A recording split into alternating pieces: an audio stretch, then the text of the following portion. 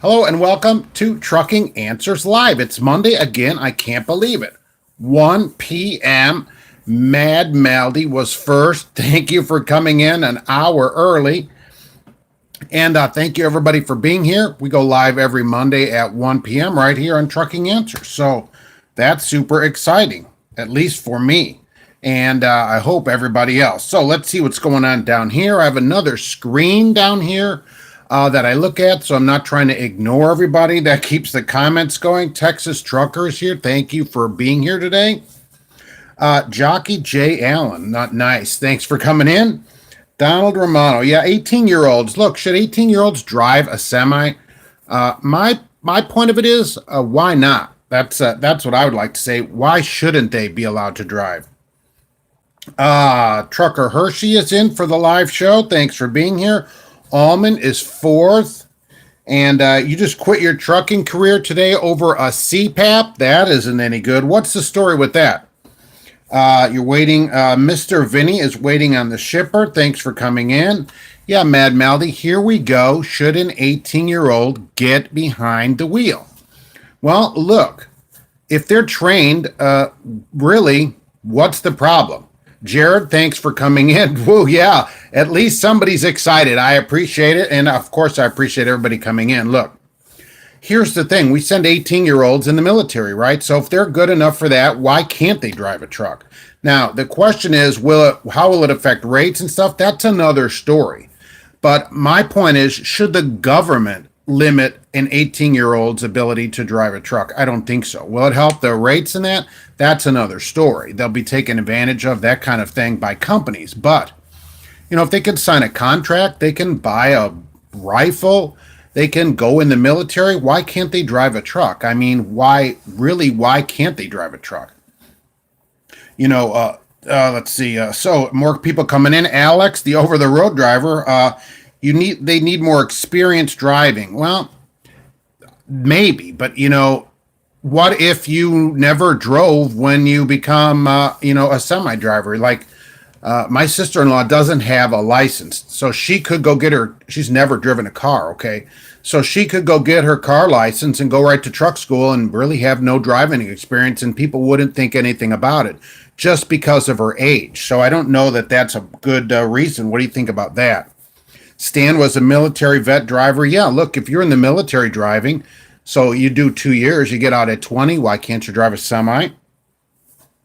Trucker Hershey Celadon is doing recruiting ads on the trucking paper offering $8,000. All I can say about the $8,000 sign-on at Celadon is get it up front. That's what I would think about that. Get that money up front. You don't want to have that paid out over years because you may not see all of it. Mad Maldy, it doesn't bother you about 18-year-olds. A lot of guys started driving grain and cattle. Yeah, some 14-year-olds are on the farm driving around huge equipment and stuff also. So what about that? Jason, hey, what's going on? Thanks for coming in here. Yes, I appreciate that as well. Alex, so what do you really think? I mean, just because you're a certain age doesn't really even mean you have any driving experience. How about that? I am the Vanovator. In answer to the question, I don't think 18-year-olds should. The part of their brain that corrodes judgment is developing. Well, that's probably true, but if they're trained and can pass the test, look, you can be 14 and get your private pilot's license. You can fly a plane around, so what about that? There's no limit on that as long as you pass the tests and all that for it. So you don't even have a car license and can fly a plane. So I am the Vanator until 21. Well, that's what they're doing now, certainly. GT40 just left Knight on the way to more money local. Yeah, local will certainly solve the parking problem too, which is the biggest problem. I should check out Hogan. Hogan does a bunch of different stuff in every city. I've talked about them on here. And I always tell people to call them depending on what city they live in, if there's Hogan around. Right, age doesn't mean much. Yeah, it doesn't necessarily mean that you have any driving experience, certainly. Savage started on a farm, right? Christine started at 14 driving, so you already had years of experience at 18, maybe more than a 21-year-old. Roger Penske from Dallas-Fort Worth. Wow, well, you went the wrong way. Don't you normally go the other direction? I am the Vanny. You've trained teenagers to fly airplanes, and the judgment is not quite right. Well, some of them, right, and some might be, but they're still allowed to do it. Nobody, there's not a big push to say you need to be 21 to fly a plane. That's what I'm saying about it. Alan says they're not mature enough. It's about work ethic, training, and determination to be the best. Yeah, there's a lot of teenagers that might have the ability to do it. The question is, should the government say you have to wait until you're 21, and what's a good reason for that? I don't know about that. Alan, Alex says you're not even mature enough, right? I am the vein. I'm at CFI. You can solo at 16. You can't get a private until 17. That's still before you could get a CDL, right? So you could fly across the country in a plane, but you could not drive a semi across the country. Is that correct? I believe in California you can only drive in the state below 21. Yeah, that's everywhere. That the nationwide. To cross a state line, you need the CDL. So, like what I put in the description, you can go from Hammond, Indiana to Calumet City, Lansing, Illinois, which is 5 miles. That's not allowed. But you could drive from Houston to El Paso, 900 miles. That is allowed. That kind of rule, certainly, if nothing, that doesn't make any sense at all. Brian can feel spring in the air. Wait till Thursday. 67 degrees right here. Mr. Omaha, yeah, what's happening out there? It's doing good today. Finally warming up after a chilly weekend. Some teenagers can handle it. Yeah, some probably could do it better than others. If they're going to stick through, not many are going to do it. Let's be honest about that. But if they're going to stick through the training, I don't know what the government has any business to say an adult, because everybody says, oh, you can sign a contract, you're an adult. The government doesn't have any business saying they can't take that kind of job, really. Roger Dixon, hello from the Sunshine State, 82 in Florida. Super nice, finally.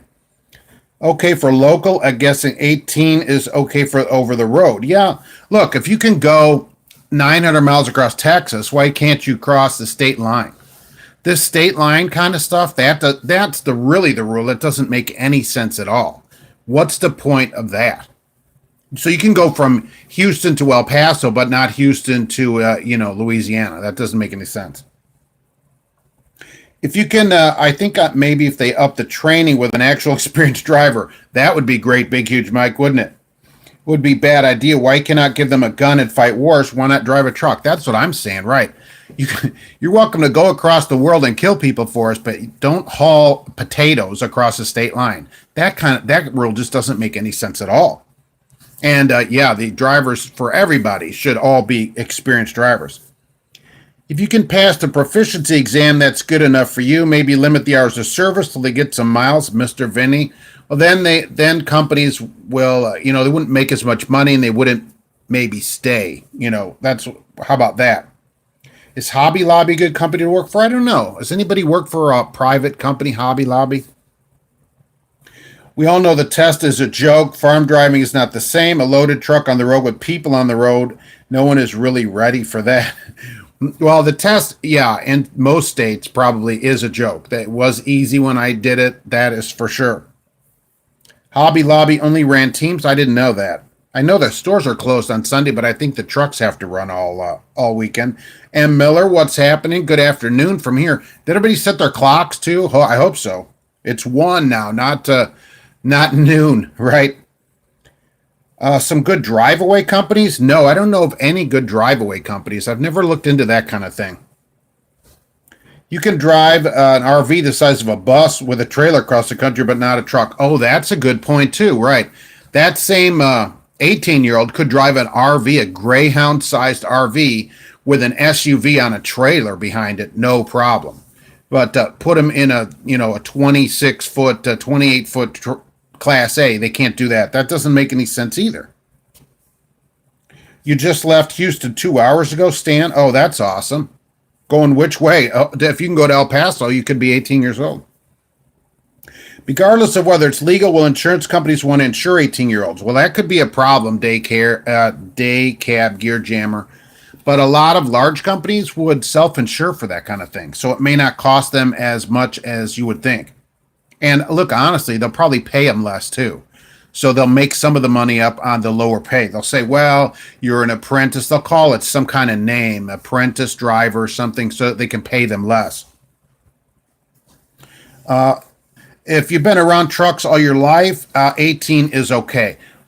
Here's the thing, just in age, there are people that don't drive. And because someone's a certain age doesn't mean they have a lot of experience or that they're even a good driver. Do the amount of commercial goods locked inside? Yeah, it depends, right. I was dreaming of driving rigs since a small kid with riding in your dad. That's awesome. If you started at 18, you would have been a better driver than most. And no, you're a better driver now than most, right? Good. You're doing a 34 in Laredo, Trucker Hershey. It's 73. So what's going on in Laredo right now? Waiting. Will you get a trailer that comes across at the end of all that?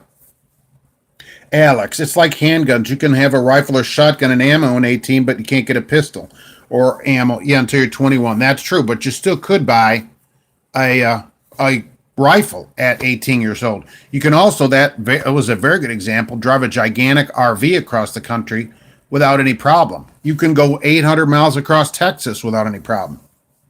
I think some of that stuff just doesn't really make any sense. 18 would be okay for CDL, but do 6 months with a trainer. Well, they're talking about having some kind of regulation. You'll have to do so many hours with a trainer and all that before you can, be official or whatever. 18-year-olds teaming at England. Oh, that's great. 3 18-year-olds will team together at England because in 9 months there, you could be a trainer. So if you just turned 18, you could theoretically be a trainer there at 18. Yep. Does McDonald's have their own fleet? They use, I can't think of the name, but they have a private fleet of trucks that deliver their stuff, but I can't think of the name of it right now. Martin Brower, that's it. Martin Brower is the name of the fleet. Keto Walk Get Fit. Hey, what's happening? Thanks for coming in here. Penske is not a bad company. Penske Logistics, I see them around. What do I think about Knight and Swift merging? I think that they merged some time ago. I'm reminded of a 17-year-old sent on a cross-country solo from Honolulu, going through properly trained flew mountains over Molokai due to running into clouds. Judgment. Yeah. So was it okay? Probably. I think that the real reason being the age push is to lower the pay. That is probably the case. That is the case. But is that a good reason for the government to get involved? Because that's who's stopping it. So should the government have a say in the pay? That's the point of it.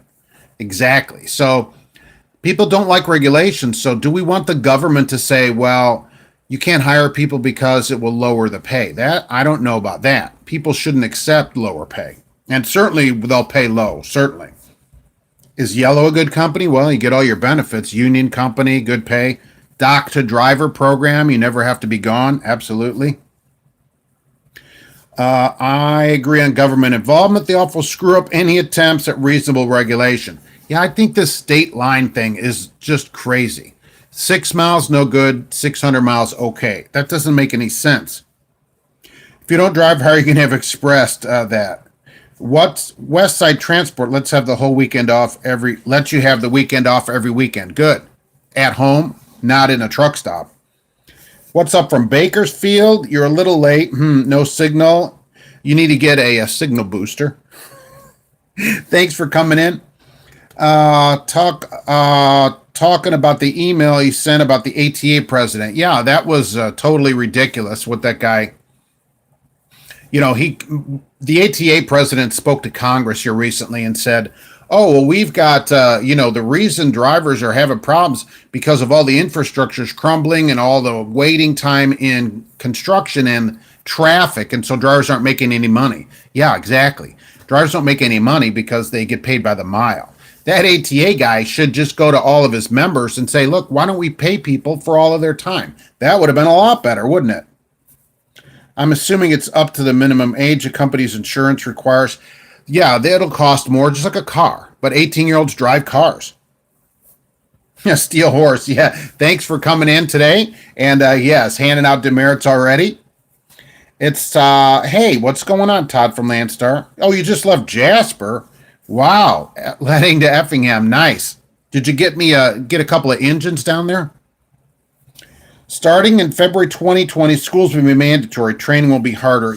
I've heard that they're talking about it. I don't know if it's passed. I haven't seen that anything like that passed, but a lot of people have been talking about it. Your dad taught you to drive a Suburban when you were 9. Wow. From 9 to 14, actually, then rode with my grandpa on oversized loads till you were 23. Wow. The earlier you start with a mentor, the better driver you'll be. Yes, that's certainly true. Start them early. I learned to drive in a cemetery, of all places, from my grandfather in a 72 Chevy Caprice. How about that? I'll get a trail that came across, probably going to Detroit. Oh, that's a good load out of Laredo. How many 18-year-olds will they even find willing to work? Well, that's true. There's not going to be that many that are going to do it. I mean, how many are going to actually apply? Not that many. But what will happen is the trucking companies will be able to recruit at high schools then. They'll go into the high school, where you have the career day or whatever. They'll be able to go in there and recruit that way. And they'll get some people that way. Age discrimination. It kind of is age discrimination, because of the way it's regulated. 6 miles is no good, but, across the state of Texas is okay. That doesn't make any sense. Penske has lots of options and opportunities. Yeah, they're one of those logistics places that kind of like Hogan and everything that does stuff in each city. They do a different thing all over the place. So you gotta you sort of have to call them wherever you are to find out what they're doing in your area. You have a friend leased a Swift and said the merger was bad. Knight is running it into the ground and he doesn't recommend it. Well, I don't recommend having a truck leased on there, probably. What do they pay? Do you know what they pay a mile to a leased on truck? No requirements there are not discrimination. Yeah, they can say, look, this is the way it is. And it's not like they're saying you can't just because you're a certain age, we're not going to hire you. That doesn't, why doesn't law give trucks more respect? Cars and small vehicles get away with anything. I agree. They're just easier to spot, If you get a CDL, let them drive. They can get a CDL now. Remember that. Leave the decision to the company they apply to. Not everyone has a good home life, and their house might need the income. Well, that's okay too, right? My point is, should the government limit this to like a state line? I think it's kind of a ridiculous regulation. Do you think he said that on purpose, or was it an actual accidental slip of the tongue? I mean, who's this guy? This is back to the ATA guy. Did he say it on purpose? He didn't even think about it. He doesn't think like a normal person. He thinks, oh, we pay drivers by the mile, and so when they're stuck there, they complain to us, and so let's go to the government and say it's traffic. Really, he doesn't think like someone that's getting paid, because what does that guy make? $1 million? I don't know. I didn't look his pay up. So, but he's not thinking like that because he's not paid by the mile. So I don't think it's a slip of the tongue. I think he just has no concept of anything that's happening. Checking requirements do not make it legal to discriminate. Well, it depends. If the government says that you can't drive, then you don't get to drive. Sam is checking in late. I tried to get on with your friend's local company at 18, but they couldn't because of his insurance. How big of a place was this? See, I think large companies, these much larger companies, will have much less problem paying the extra amount because a lot of the amount that they do is self-insured. So if you're on at a small place, then yeah, they have a problem with it. When you were in your CDL school, there was talk about the feds giving out the skills test versus the state. They wouldn't be able to handle that. Holy mackerel, they can't do stuff as it is. Kay Wayne, what's happening out there? Should be 2 years minimum training for a CDL. Wow, that would be really something. That'd be up from the few weeks that it is now. Super Trucker, what's happening out there? 2 years is that would be a long train. Nobody would do it. I don't think anybody would. I mean, who would be a trainee for 2 years? I think, especially an adult, you wouldn't have the time to do it. You'd lose out on a lot of people. And is that really necessary to get somebody up to speed? So somebody that's 40 that needs a job isn't going to be able to be a trainee for 2 years. That's why you left Knight. They pay poorly and they expect you to do a lot with not getting paid. That's a lot of places, certainly. Hope they can find drivers to fill the trucks with the low pay. A lot of places expect you to do a lot of work without paying you. Best students you've had as a flight instructor or motorcyclist? Oh, they had great eye-hand coordination and a light touch. Oh, how about gamers? How do they do? That's an interesting question. On a frozen lake in Anchorage, that's where you learned. Oh well, you wouldn't hit anything. That's for sure. Recruiters are going to lie worse to kids than they do adults. Probably be the same lies, right? Probably going to be a lot of truck abandonment since most 18-year-olds can just go home. That's an interesting. That would be the company's problem, right? They shouldn't lie to adults or 18-year-olds. If they didn't lie to people, people wouldn't abandon their trucks all over the place. I should do a video on a proper pre-trip. Yeah, that would be an interesting video. I have a link to a video from a company that does this. That is probably the best pre-trip video I've ever seen on my homepage of my site. Look for a company that is self-insured. Yeah, if they're self-insured, then they're going to be able to cover the cost of that. These large companies, they self-insure. Miro, what's happening in Canada today? Man, hey, welcome. Thanks for coming into America today. I think there was a truck at your high school when you were there 6 or 7 years ago. They let kids in the tractor to see what it looks like. They were talking about no zones. I've done that here. I haven't done it in a few years, but I've taken the truck over in the summer when they do driver's ed to teach about driving around trucks, but it wasn't to get drivers, though. I think there should be a restriction on buying a truck, although that falls under, there is. I mean, 18-year-olds would never be able to afford it. Ooh, what about a 19-year-old that leases a truck? That's really something. What is a good hourly rate for driving? Yeah, the first digit needs to be a 2 at least, right? And cents, the more the merrier. You wouldn't recommend over-the-road trucking to an 18-year-old? There's no life. They would probably make better dispatchers. I don't know about that. What if you were 18 years old, went over the road till you were, say, 28? All right, 10 years. How about that? And you saved most of that money. Say you saved $600 a week.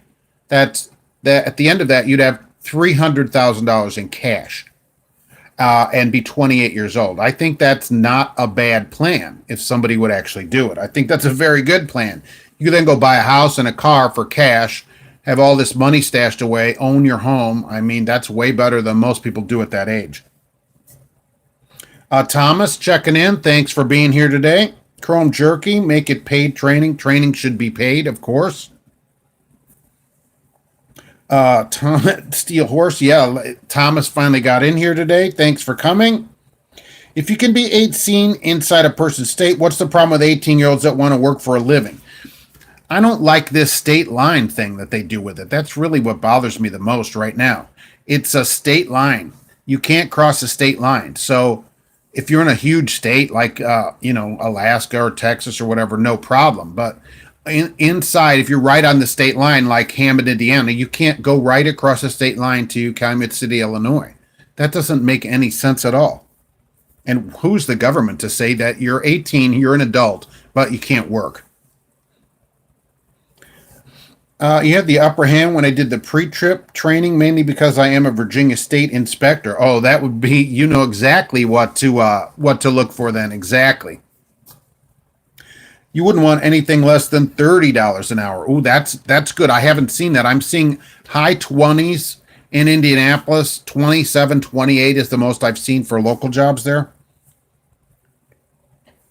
Can I explain LTL? LTL is like Old Dominion, ABF. A less than truckload driver is generally somebody that makes a bunch of pickups during the day. So an LTL driver may make 15, 20 pickups. M&M is another one. M&N does that out of Remington.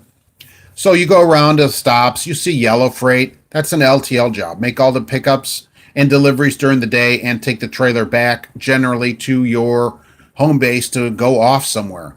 Most of those drivers are local jobs and are usually paid by the hour, which is a pretty good deal. You're sure Stevens will be all over this? Yeah, they're probably are. Look, these companies already have their recruiting stuff out, ready to go, I'm sure, for all this stuff. How about border crossing? I don't know if the 18-year-olds couldn't cross a state line, so they wouldn't be able to cross the border either, because then they would have to then cross the state line. So theoretically, they'd be violating the state line crossing thing. Cement mixer truck in Omaha makes 40,000 and home every night. We're always hiring. That's with 40,000 with a winter layoff. Look, I get a lot of heat fed, but I don't like, you should work all year. You don't take a job to be laid off in the wintertime. You should go take a second job during that time rather than sitting on unemployment. I don't think it's right. How many months do you have to work to make $40,000? I mean, in Omaha, how many months a year do they not work? Jason, good morning from California. What's happening out there? California this week, time change has messed you up. I wondered if some people would be off because of the time change today. John? Cheap nature, Mark saves life. Good man. People will get hurt. Look, the government in America, I don't think has any right to regulate that. I have a real problem with it. Hello. Hey, Amanda, what's going on out there? What do I think of Mersdick? I'd never heard of that place. The reason has nothing to do with legal matters. You get a license at 16, maybe, if your parents let you, right? Which mine didn't. It makes sense to have a driver's get experience. The state laws are left over from warriors. I didn't get my license until I was 18 because, 17, right? At getting close to 18 because my parents wouldn't allow it. So, my problem with the 18-year-old over the road is kids are going to die. Well, what if they're trained and are good drivers? What about a 40-year-old that just goes to truck school? They don't have any experience either necessarily. Like my sister-in-law, who's never had a driver's license. She could go get her license and become a truck driver and have no experience driving at all. And people wouldn't think anything about that. So maybe the requirement should be different where you actually have to have driving experience, not a certain age.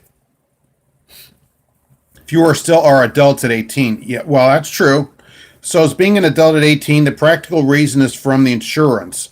From a society point, there are few now responsible enough at 16-year-old to drive. That I totally agree with that. And I think a 16-year-old shouldn't be allowed to drive. That's what I've said. They're not adults. And so they don't get to drive. That's how I would do it. The passing out by a good man behind the wheel go after. Yeah. I drive for Penske on the West Coast, home every weekend.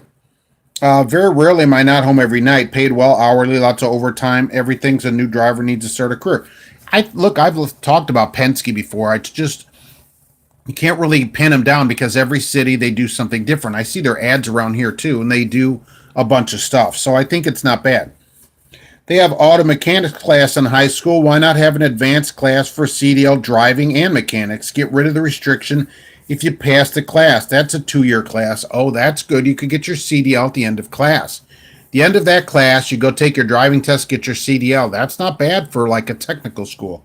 That'd be good. Not everybody is going to college from high school. That's the starting your first year because of all the overtime pay. Yes. At least. And always get overtime if you're paid on the clock. Certainly. No matter what the guy from the ATA says. You drove a mixer for a year, completely different animal, completely different lifestyle. Good pay, but it wasn't for you for sure. I've seen ads. I've never done it, okay? I've never driven one or anything, so. Can an 18-year-old get endorsements? Yeah, I don't see why not, right? Why can't an 18-year-old get an endorsement? Because the restriction is interstate. Now, I don't think it's a license endorsement. I've never looked into that. It would seem like there's no reason you couldn't get an endorsement.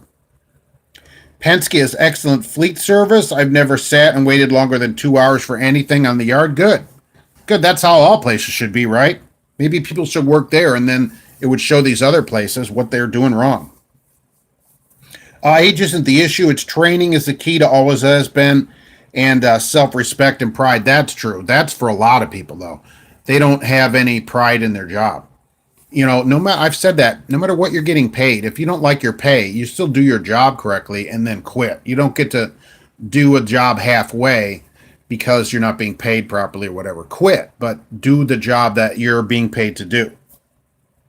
Do I know of any criminal conviction that eliminates you from being a driver? Something with drugs generally would be the problem, especially drugs and a vehicle, that kind of thing. I think you'd have a problem. I don't know if they restrict your CDL, but you'd never get a job. How do I feel about hazmat? Same thing. Pass the test and fine. There's tons of people that haul hazmat now that have no idea about the how to placard or anything else. I mean, a lot of these companies have a call-in number, and the drivers just call in. They don't know anything about placards or what to do, even what they're hauling. Nothing. So I don't think because you're older and get a hazmat that you know anything about, other than to stop at the railroad tracks. You'd average 25 an hour in a flatbed running California, Arizona, and Nevada only. Average. So if you get overtime, that's pretty good, right? That's $1,500 a week. If you can die for your country at 18, you ought to be able to cross the state line in a truck. That's correct. I mean, I think that's the best argument for it. We don't mind sending 18-year-olds around the world to go, fight. You're currently 18 and going to truck school June 17th in Utah. Oh, when you graduate and can't go over the road till you're 21. Right. What should you do till you're 21? Get a job that stays inside the state line. There are trucking companies, Cisco, there's a lot of local companies that stay in the state line, and you can go work there. So you can still get experience. Roy, thank you very much. I appreciate it. I feel like you can go to war at 18 years to be able to drive. Yes. Why not, right? I think an 18-year-old has quicker reflexes and more energy. Yeah. Than people, but not a load of common sense. Some 18-year-olds have more common sense than some adults. How about that? I mean, we got to admit to that right now. There's a lot of adult drivers and just in society that are complete morons that you wouldn't want out there driving. So it can't just be, we can't just put that all on kids, certainly. Roy, thank you very much again. I appreciate that very much. Didn't they just drive across the world? They can go in a military and drive around the world, but not here. That doesn't make any sense to me. You're thinking of getting your CDL. You're a geezer and hoping to do it for a couple of years. Good idea. Well, I mean, what is a geezer to you? We heard somebody in their 50s last couple weeks ago, like low 50s. What exactly is a geezer? Sounds like you're not making enough to save money. Well, if the 18-year-old can join the armed forces in the proper training, then an 18 can drive a transport truck. Yeah, with training. Exactly.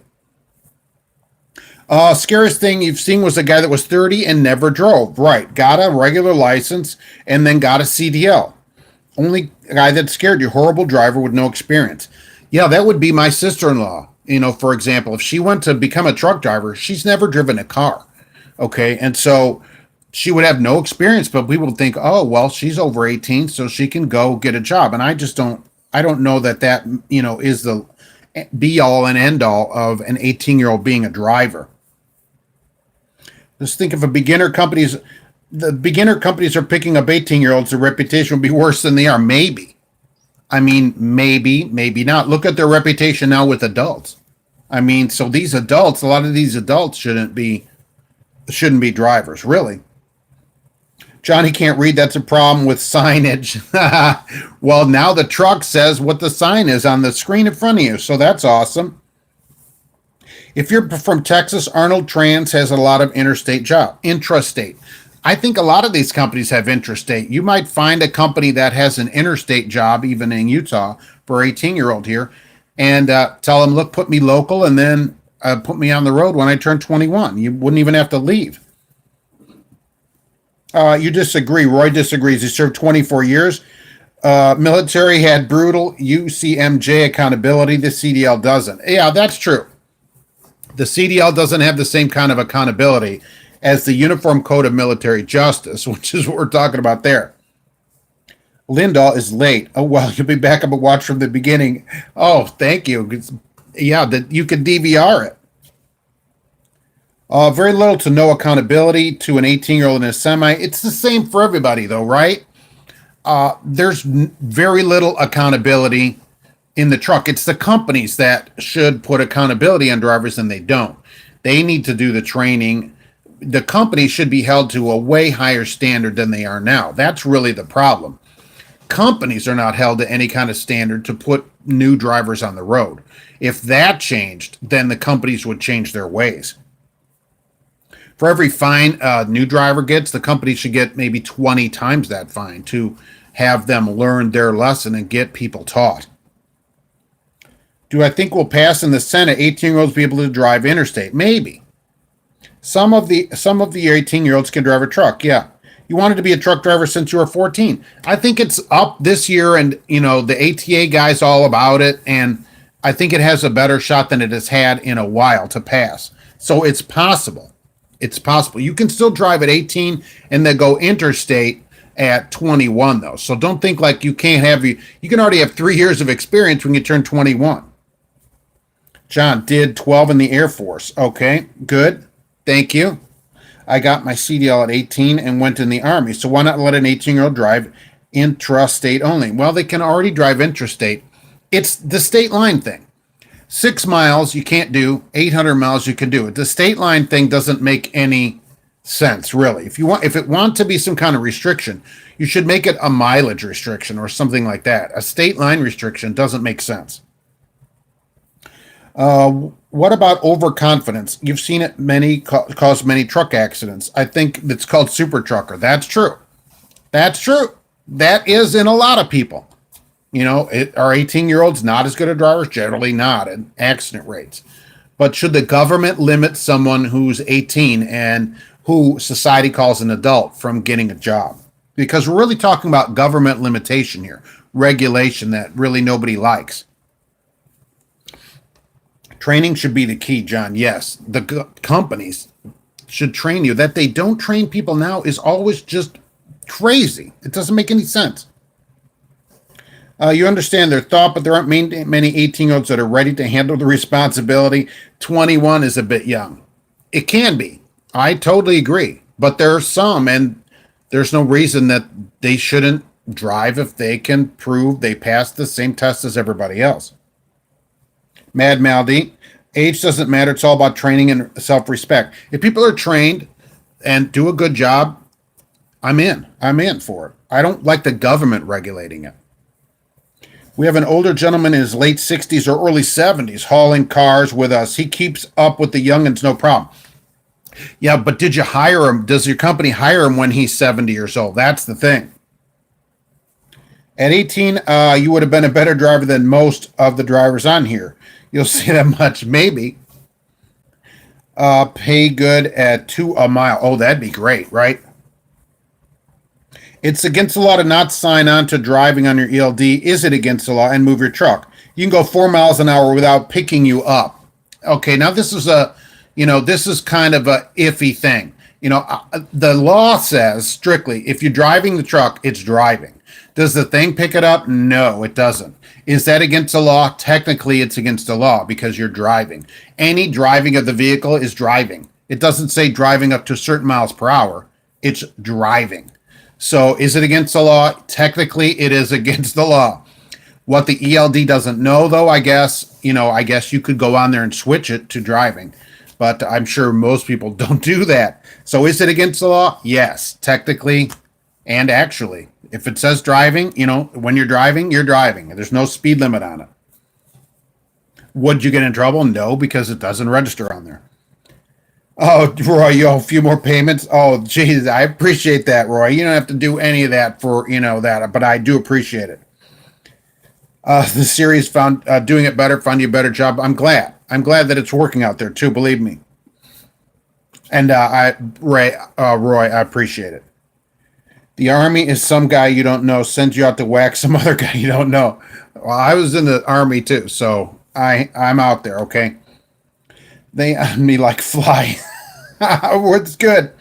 If you can legally cross state lines, who can say that you can cross that invisible line? It's the state line thing. Is that the stupidest thing? Okay, you can't cross the state line. That doesn't make that, of all the rules, I think we can agree, doesn't make any sense at all. It's the insurance companies that won't go for it, only self-insured companies. It'll be the large self-insured companies that are all about it, certainly.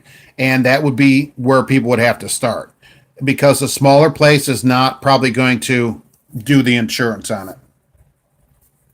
You could PC or do a yard move if you're doing a yard move, right? Because ask legally. If you're driving, okay, driving. Are you personal conveyance? Are you personal conveyancing the trailer around, really? Brickman and what's going on out there? Arthur, they can't lie, right? Exactly. You're not supposed to. What I think would it be smart for UPS or FedEx is to let 18-year-olds drive the trailer to state line and have another drop and pick it up and drive it back. They could do that. Some companies could do that too. They could cross larger states with younger people, and they could do it that way, certainly.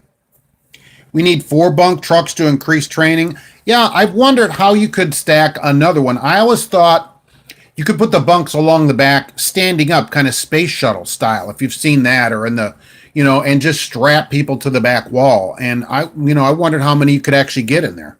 And because as long as they are strapped in, it should be legal, right?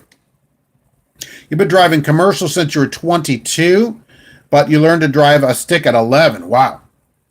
Drove that truck at 15, got CDL at 18, drove $1 million equipment for Uncle Sam till 22.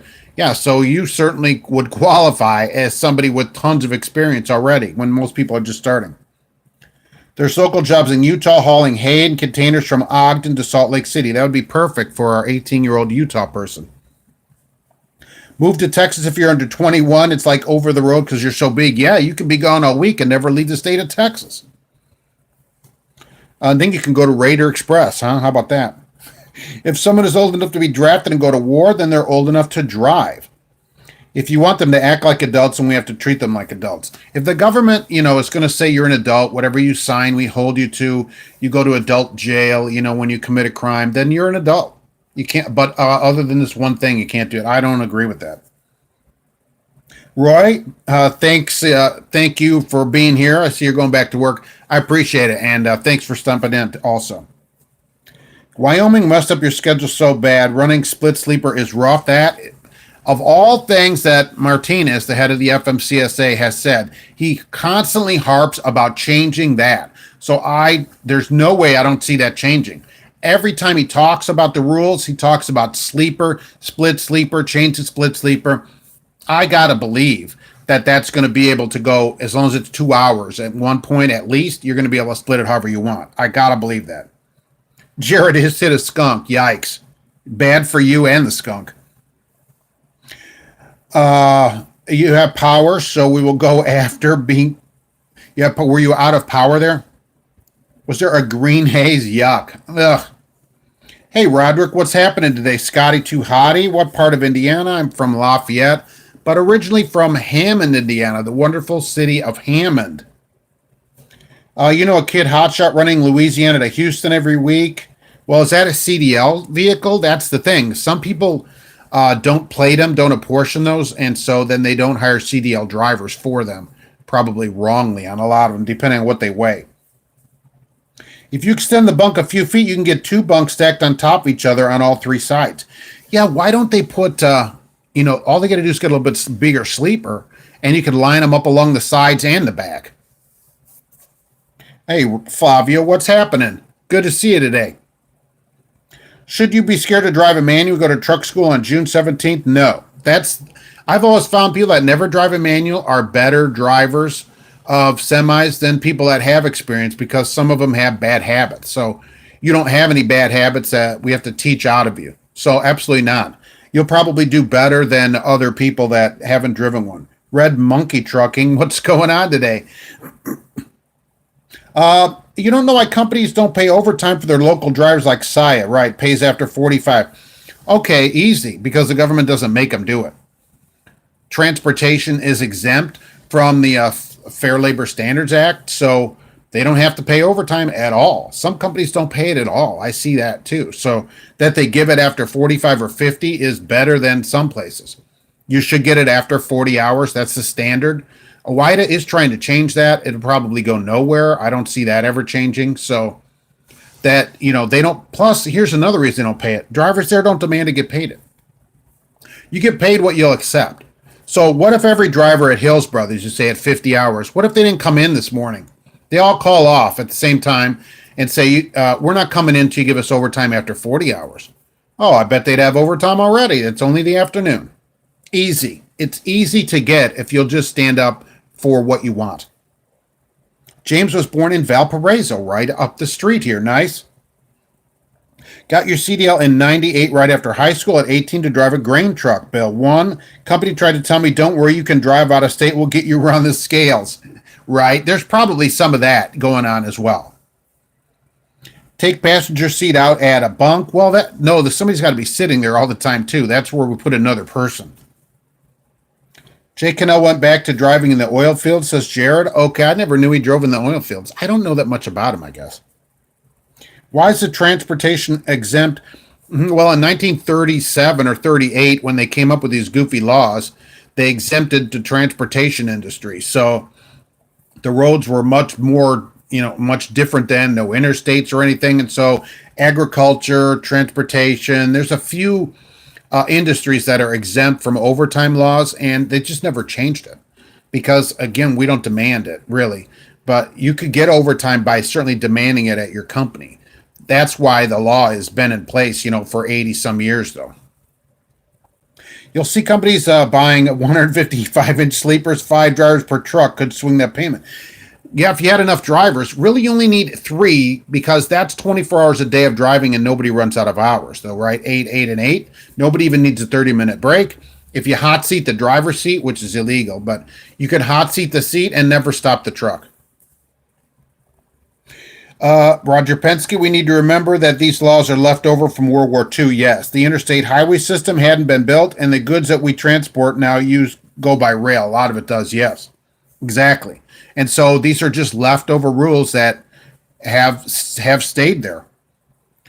With all the adults gone to war, it's necessary to let children drive around mostly within their own county because there wasn't all this transportation like there is now, right? Adrian is going to start at U.S. Express Wednesday. Just got CDL in February. Good idea or not? Not a great idea. U.S. Express is not going to be a great pay. Well, that's a good example. What are they going to pay you to start there at U.S. Express? What's the future of trucking for young drivers? Should you be scared? No. You should go into trucking and you won't have any problems. It's going to be a long, long time before a truck drives itself around the country. Believe me, it's going to be a long time. The other day, there was snow last week, and my little radar thing got covered up with snow, I guess, because it was wet. So it stuck to it and turned the radar off. Oh, we can't see the road or whatever. So your cruise and everything doesn't work nice. It's a long time before they can get the trucks to drive themselves around. You were flying planes out of Plymouth, Indiana last summer. It was nice. Training kids, attending Culver Military. Oh, that's awesome. James, except for fuel, right. What other industries are exempt from overtime? Agriculture is another one. There's a few listed in there. You can look up the Federal Labor Standards Act. Transportation, though, that's one of them. Don't I love the smell of Lake County from the steel mills, the refinery, and sewage plant? Yeah, over by Klein. Yes. It all mixes together when the wind is right and you're home again. Useless Express. Yeah, exactly. They're going to buy condo sleepers, 6 bunk bedrooms and sink. No reason to stop the truck. Why they got to give the drivers a sink? Drivers don't need a sink. They're not going to put a sink in there. That's extra money out of their pocket. That sink space can be used for a driver who's short. Kansas City guy here from Muncie, Indiana. All right. Kay Wayne, also from Indiana. Everybody's from Indiana today. Get a motorhome with a 5th wheel and pull the entire neighborhood in it from training. I don't know why they don't just add a few more bunks. I'll bet England, when they talked to Freightliner about it, thought, how many bunks can we get in here is probably what they asked them. And then the engineers went on. But really, 3 is the most. 3 is the most you can get in there. Because you only need 3, 8, 8, and 8 as a 24-hour day. The truck doesn't have to stop. So you don't really need more than 3 people at a time. I think we will be self-driving cars before trucks. There'll be some of that too. It's the same problem though. The same radar things get covered with snow and all that. Because a friend of mine has a new Accord, an 18 Accord with that. And he's like, they gave me a warning about it because I was driving in the snow. I'm like, exactly. Because the same problem. Adrian is just considering U.S. Express. Yes, that's why I'm curious on what they're going to offer as pay over there. Latest trucking mag is about company that already has level 4 trucks doing 5 deliveries per day. They're not allowed to have no driver. Trucks are not allowed to not have a driver. There's somebody in the truck. They may not be driving the truck, but there's somebody in the truck because they've talked about that. So somebody's in there, and yeah, in the sun or whatever, when it snows out, the truck can't figure out what it's doing. And how does the truck go back and open its own doors out? As a company, have I ever heard of Carter? I have heard of them. I haven't looked into Carter. You don't like three in the truck, no space? They take a bunch of cabinets out to add the third bunk, if you've seen the video on YouTube about it. So not only is there no space, there's less than even a truck with two people in it. So they add a person with all their stuff and then take a bunch of cabinets out. It's crazy. You're born and live in California, but did live in Cedar Lake. Oh, nice. And Marysville. I don't know where that is for a while. Can you be an honorary Indiana member? Yes. We'll give you an honorary membership to Indiana, considering I don't know where Marysville is. You just recently talked to a guy from Tom Haslett Transport, which is a tanker over-the-road company. Never heard of them. From Jersey. His company pays by the hour, and he made 104. Some companies pay overtime, so he probably gets overtime. It's certainly possible. And on Jersey, they're going to have to pay good on the East Coast, or you can't live. So, yeah, absolutely. It's just they're not required to. Basically, no self-driving trucks will cross Wyoming. It snows in the summer. Yeah, there's going to be like no window of time to get the things across the country because the radars keep getting covered with snow. You know, and why they don't heat that is beyond me. They heat the mirrors. Why don't they heat the radar thing? All they could do is put a couple of those metal lines in it, and when you turn the heated mirrors on, it would warm up the radar so the snow would melt off of it. It doesn't make any sense. Congress is too busy stealing our money going out to dinner to give anything about us. Yeah, they're not concerned about drivers until we make it their problem. So what company will hire you if you get your CDL at 18 and have 2 years of experience once you turn 21, right? Will companies make you do a refresher? No. You should have 2 years of experience. What are they going to say? They'll say, oh, that's local. What if you were in Texas going 800 miles at a time? Have you slept in the truck? That's interesting. I've never had that kind of question, but you have more experience than a 21-year-old coming into their company. So you can negotiate with them and say, I don't think so. I've been driving for years. I have hundreds of thousands of miles of experience. Tell them, no way. More people and less storage. Yes, they took the storage out. Sounds like management knows what they're doing. Yeah, I mean, apparently they keep filling these trucks up.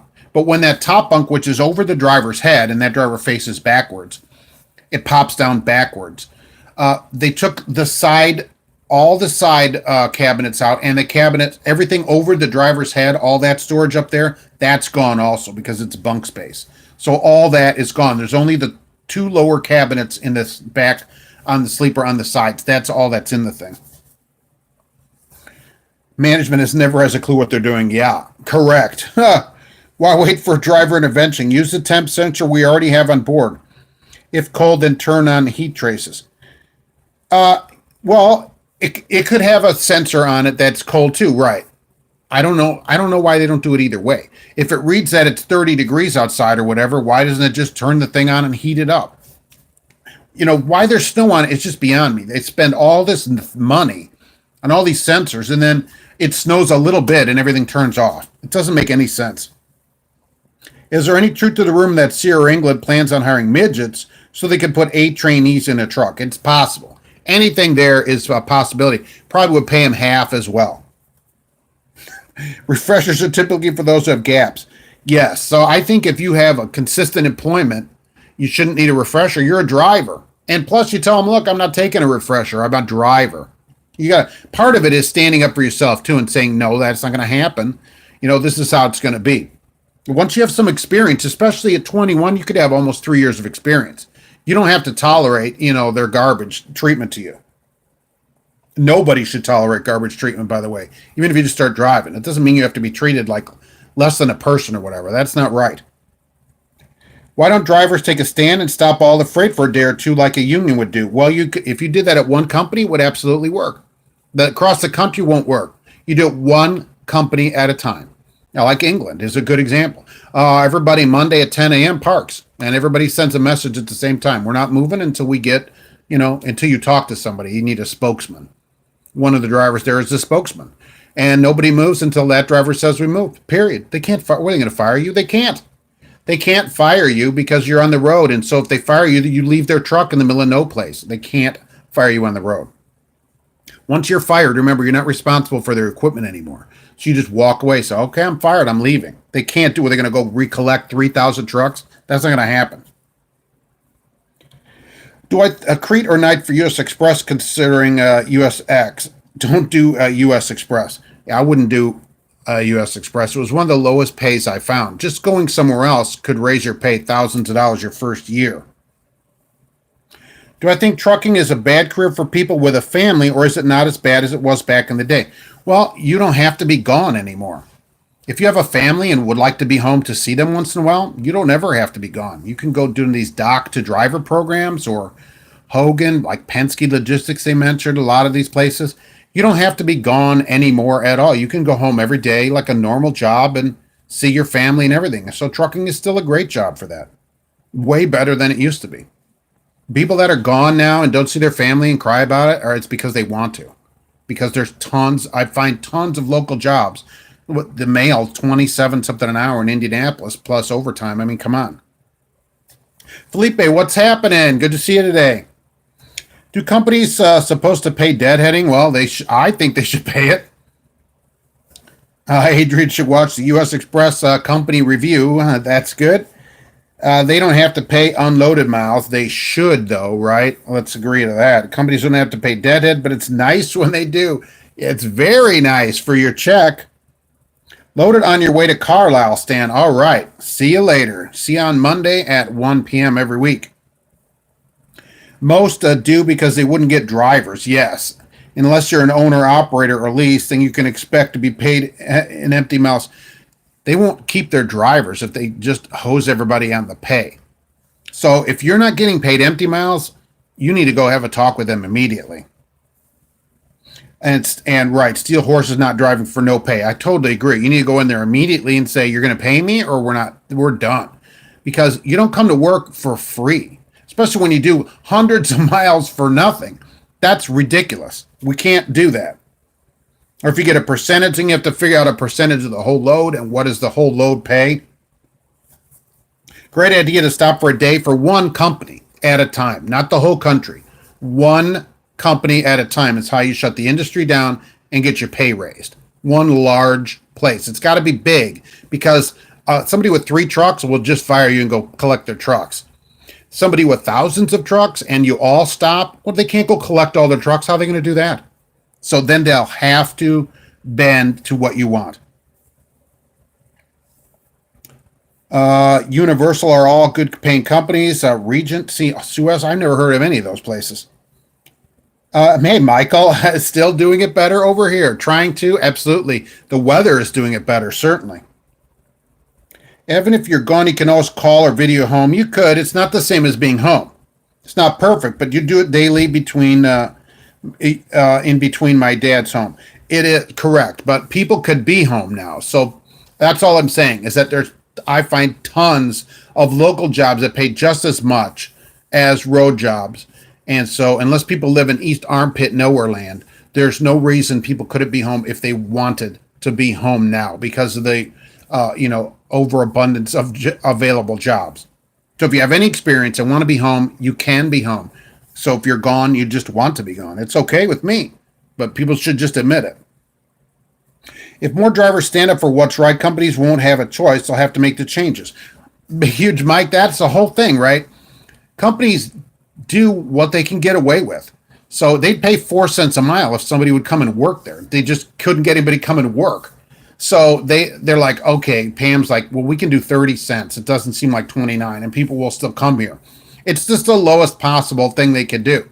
And so because they can get away with it, like this place not paying deadhead miles, they're like, well, we can get away with it or not paying overtime until 50 hours like was put on there, then absolutely, they'll do it. Once everybody stops there and says, no, we're going to get overtime past 40 or nobody works here, then you'd start to get overtime past 40. People always get what they will accept. Small people, not the M word. Yes, the M word. There's no reason for a driver to make less than 60 a year in 2019 doing over the road. Oh yeah, over the road. I think it should pay 2,000 a week. Okay, normally it doesn't. That's what it's worth. I think 100 grand, but certainly 60 plus. I think it should pay 100. It really should. If you're going to be gone from your family, from your life, from everything, it should pay 100 grand. It should. East Armpit Nowhere Land. Yeah, East Armpit Nowhere Land. Exactly. If you live out there in the East Armpit Nowhere Land greater metropolitan region, you may have a tough time finding a local job. What if it wasn't stopping freight for money at one company, but stopping freight nationwide to get the idiots in Washington to butt out? No, that's not going to help. That is not going to help. They're just going to make you go, or National Guard or whatever. They're not going to care about that. One company at a time gets you what you want, because you wouldn't worry about the rules, the Washington bureaucrats butting out if you got paid for all of your time and got paid, a much better wage for doing it. The answer, just bump your pay up to what it should be, and you wouldn't worry about the logs. I guarantee you some UPS driver who down here in Indianapolis was advertising $30 an hour at Christmas plus overtime. If they were, getting 30 an hour plus overtime, they don't care about the logs. They're logging everything. You wouldn't either. What kind of questions should you ask when calling around and looking for better opportunities? You can go to truckinganswersnation.com and go on there, and there's a questions page. And I have a lot of questions that you should ask a company that you're looking into. And if they won't answer your questions, that is a real problem. Whatever question you want to ask them, they should be able to answer you and send you information about their company and be very upfront about it. So go over there and check that out. And I have a questions page with a bunch of questions to ask places. Back in delivering to a Navy base, waiting for an hour to get clearance to get in. Yikes, Jason. But you're getting paid by the hour. What kind of clearance do they need to get you in the Navy base if you're making a delivery? Unless what are you delivering? Weapons or whatever? I don't know. They probably need everything else. Sam lives in East Armpit Nowhere Land. See? Oh, you live in South Armpit. So you are the suburb of East Armpit Nowhere Land. And there's not that many local jobs there, are there? That's the problem. Region pays 90 plus per year. That's pretty good, right? That's where I think pay ought to be, 100 grand if you're gone. You're gone from your whole life for who knows how long. Why shouldn't that pay some money? They're not midgets, they're vertically challenged. Todd says Martin. Didn't anyone watch Convoy? Yeah, in 75? Celadon should go first on shutdown. We don't have to do anything for them. They're going to shut themselves down here pretty soon. So that wouldn't help very much, really, at that place. Because as soon as the truck stopped, they would just go bankrupt at that place. Have I ever watched Dave's videos from Smart Trucking? Yes, I subscribe to him and watch his videos all the time. Had a yard dog tell you to drop your trailer in a tiny spot that was literally impossible. They think you can do what their little trucks can. Ridiculous. Yeah, go put it between there, but then there's an inch of space between the trailers, and you can't, they forget you have to crank the legs or whatever. So, absolutely. Why can't he go do it over there? Just drop it here and let that person do it, right? Univar pays 85 plus per year, and the companies you named are Tanker and Home Every Day or Weekly. Yeah, that's really good. 85, 100. That's the way it should be, and not 1099, of course. You should ask if they train the entire class with one truck. Yeah, how many instructors per student? Yes. Any opinions on TMC? I don't like all their rules.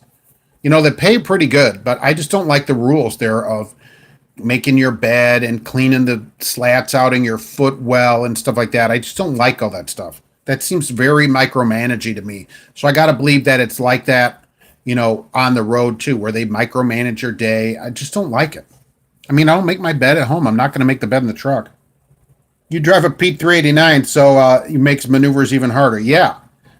Oh, well, they're like, well, what I've got this heister. I can get in there.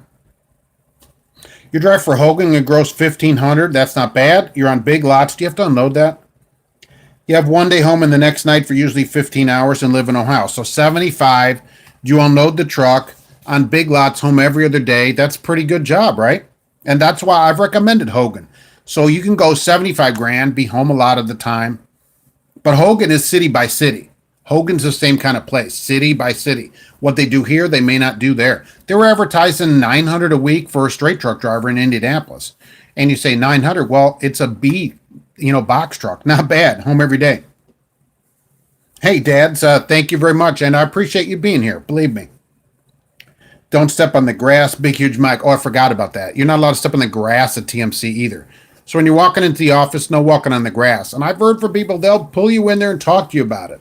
Hey, you were walking on the grass. That grass isn't for stepping on. That grass is for growing. I mean, come on.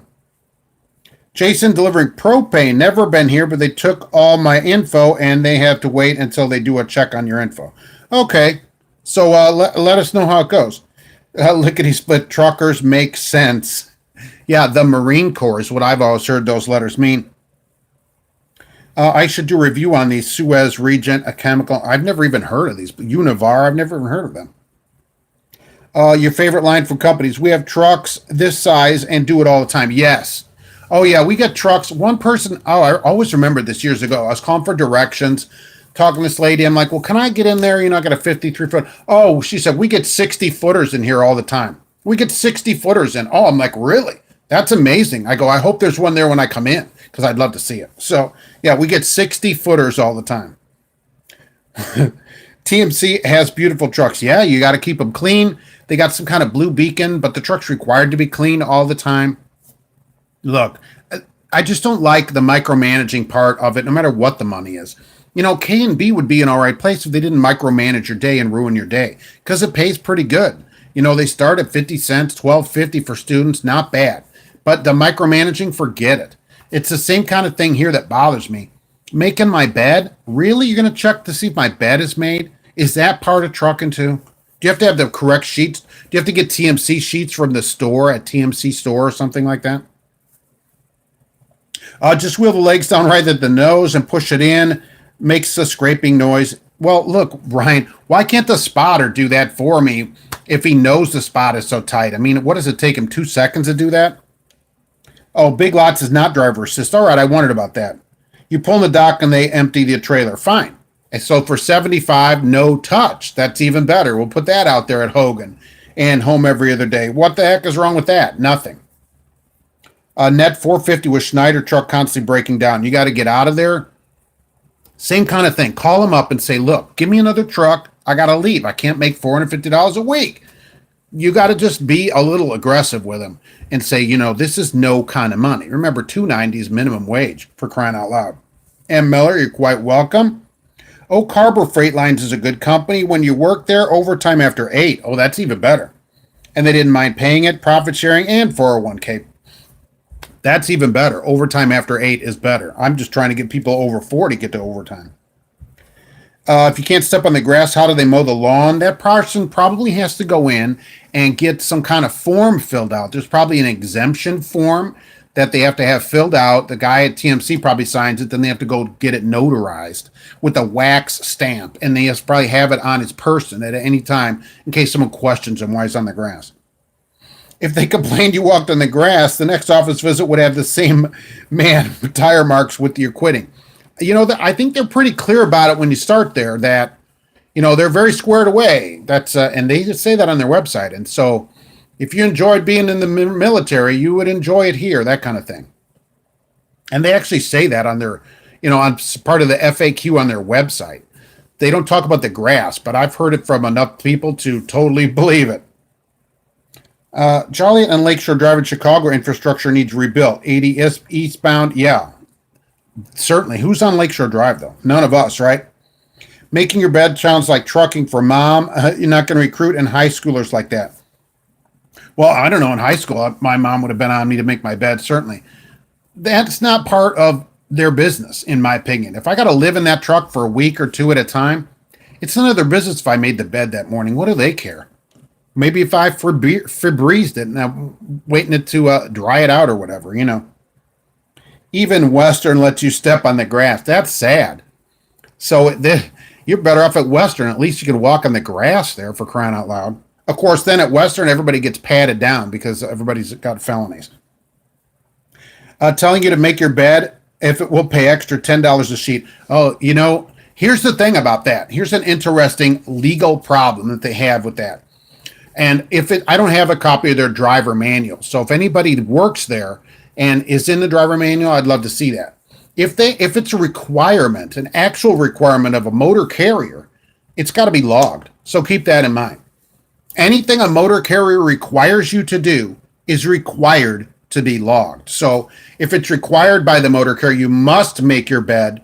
It's a requirement of this motor carrier. Then you have to log it. So that's an interesting way to do it. Say you get up at 8 hours, you make your bed, you'd have to log that on duty and say, I need another 10 hours off because I had to make my bed, and so I have to log it. So anything a motor carrier requires is required to be logged. Maybe they use a drone with a blade on it to cut the grass. Oh, that's a thought. Maybe they use a grass, like a Roomba, but for the lawn, which they actually have.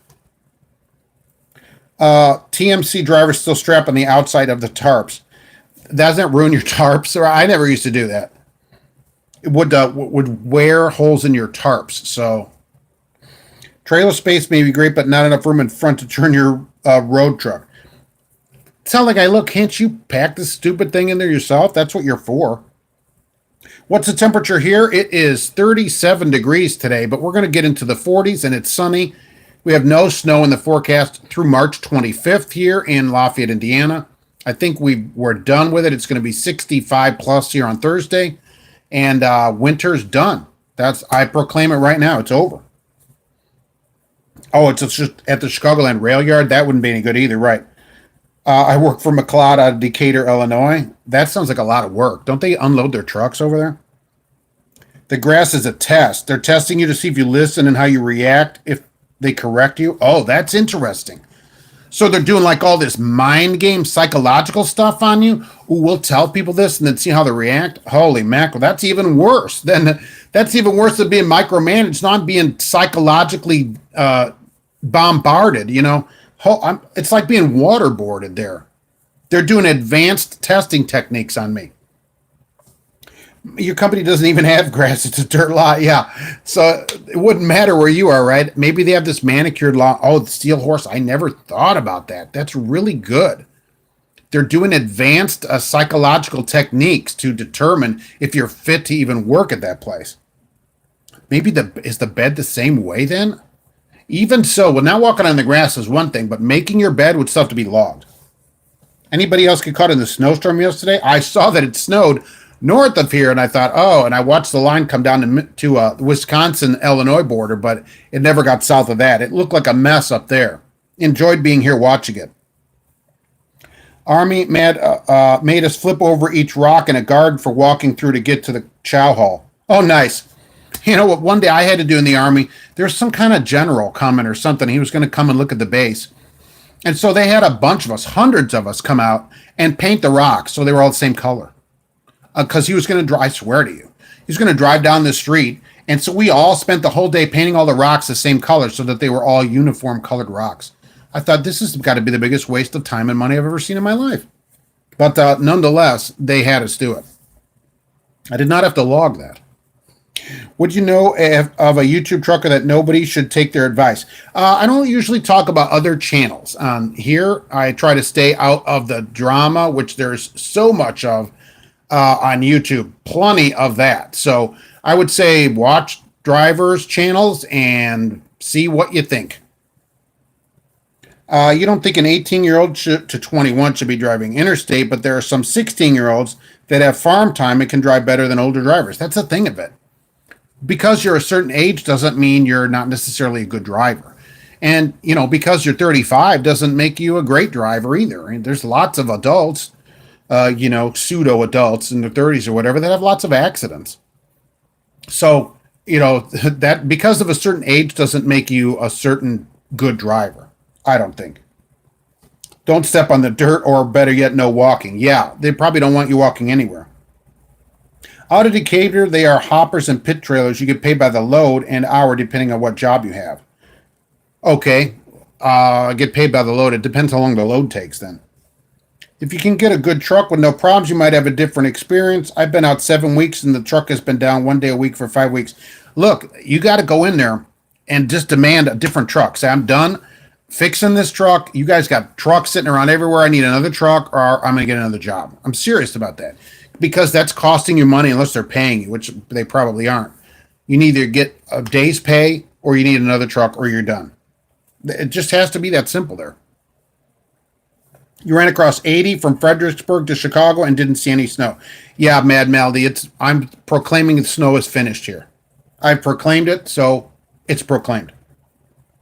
Targa Resource, you got all these companies I've never heard of. Do you research? Trust me, they're good, high-paying companies, and they need drivers. Well, did they post their information where people can find it?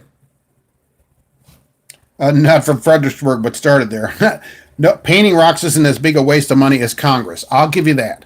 But, at 18, I was thinking this is a huge waste of time and money, which actually it still was a waste of time and money. So I think in general, it's capable of driving down the street and seeing different colored rocks. These are these decorative rocks. It's all rocked in.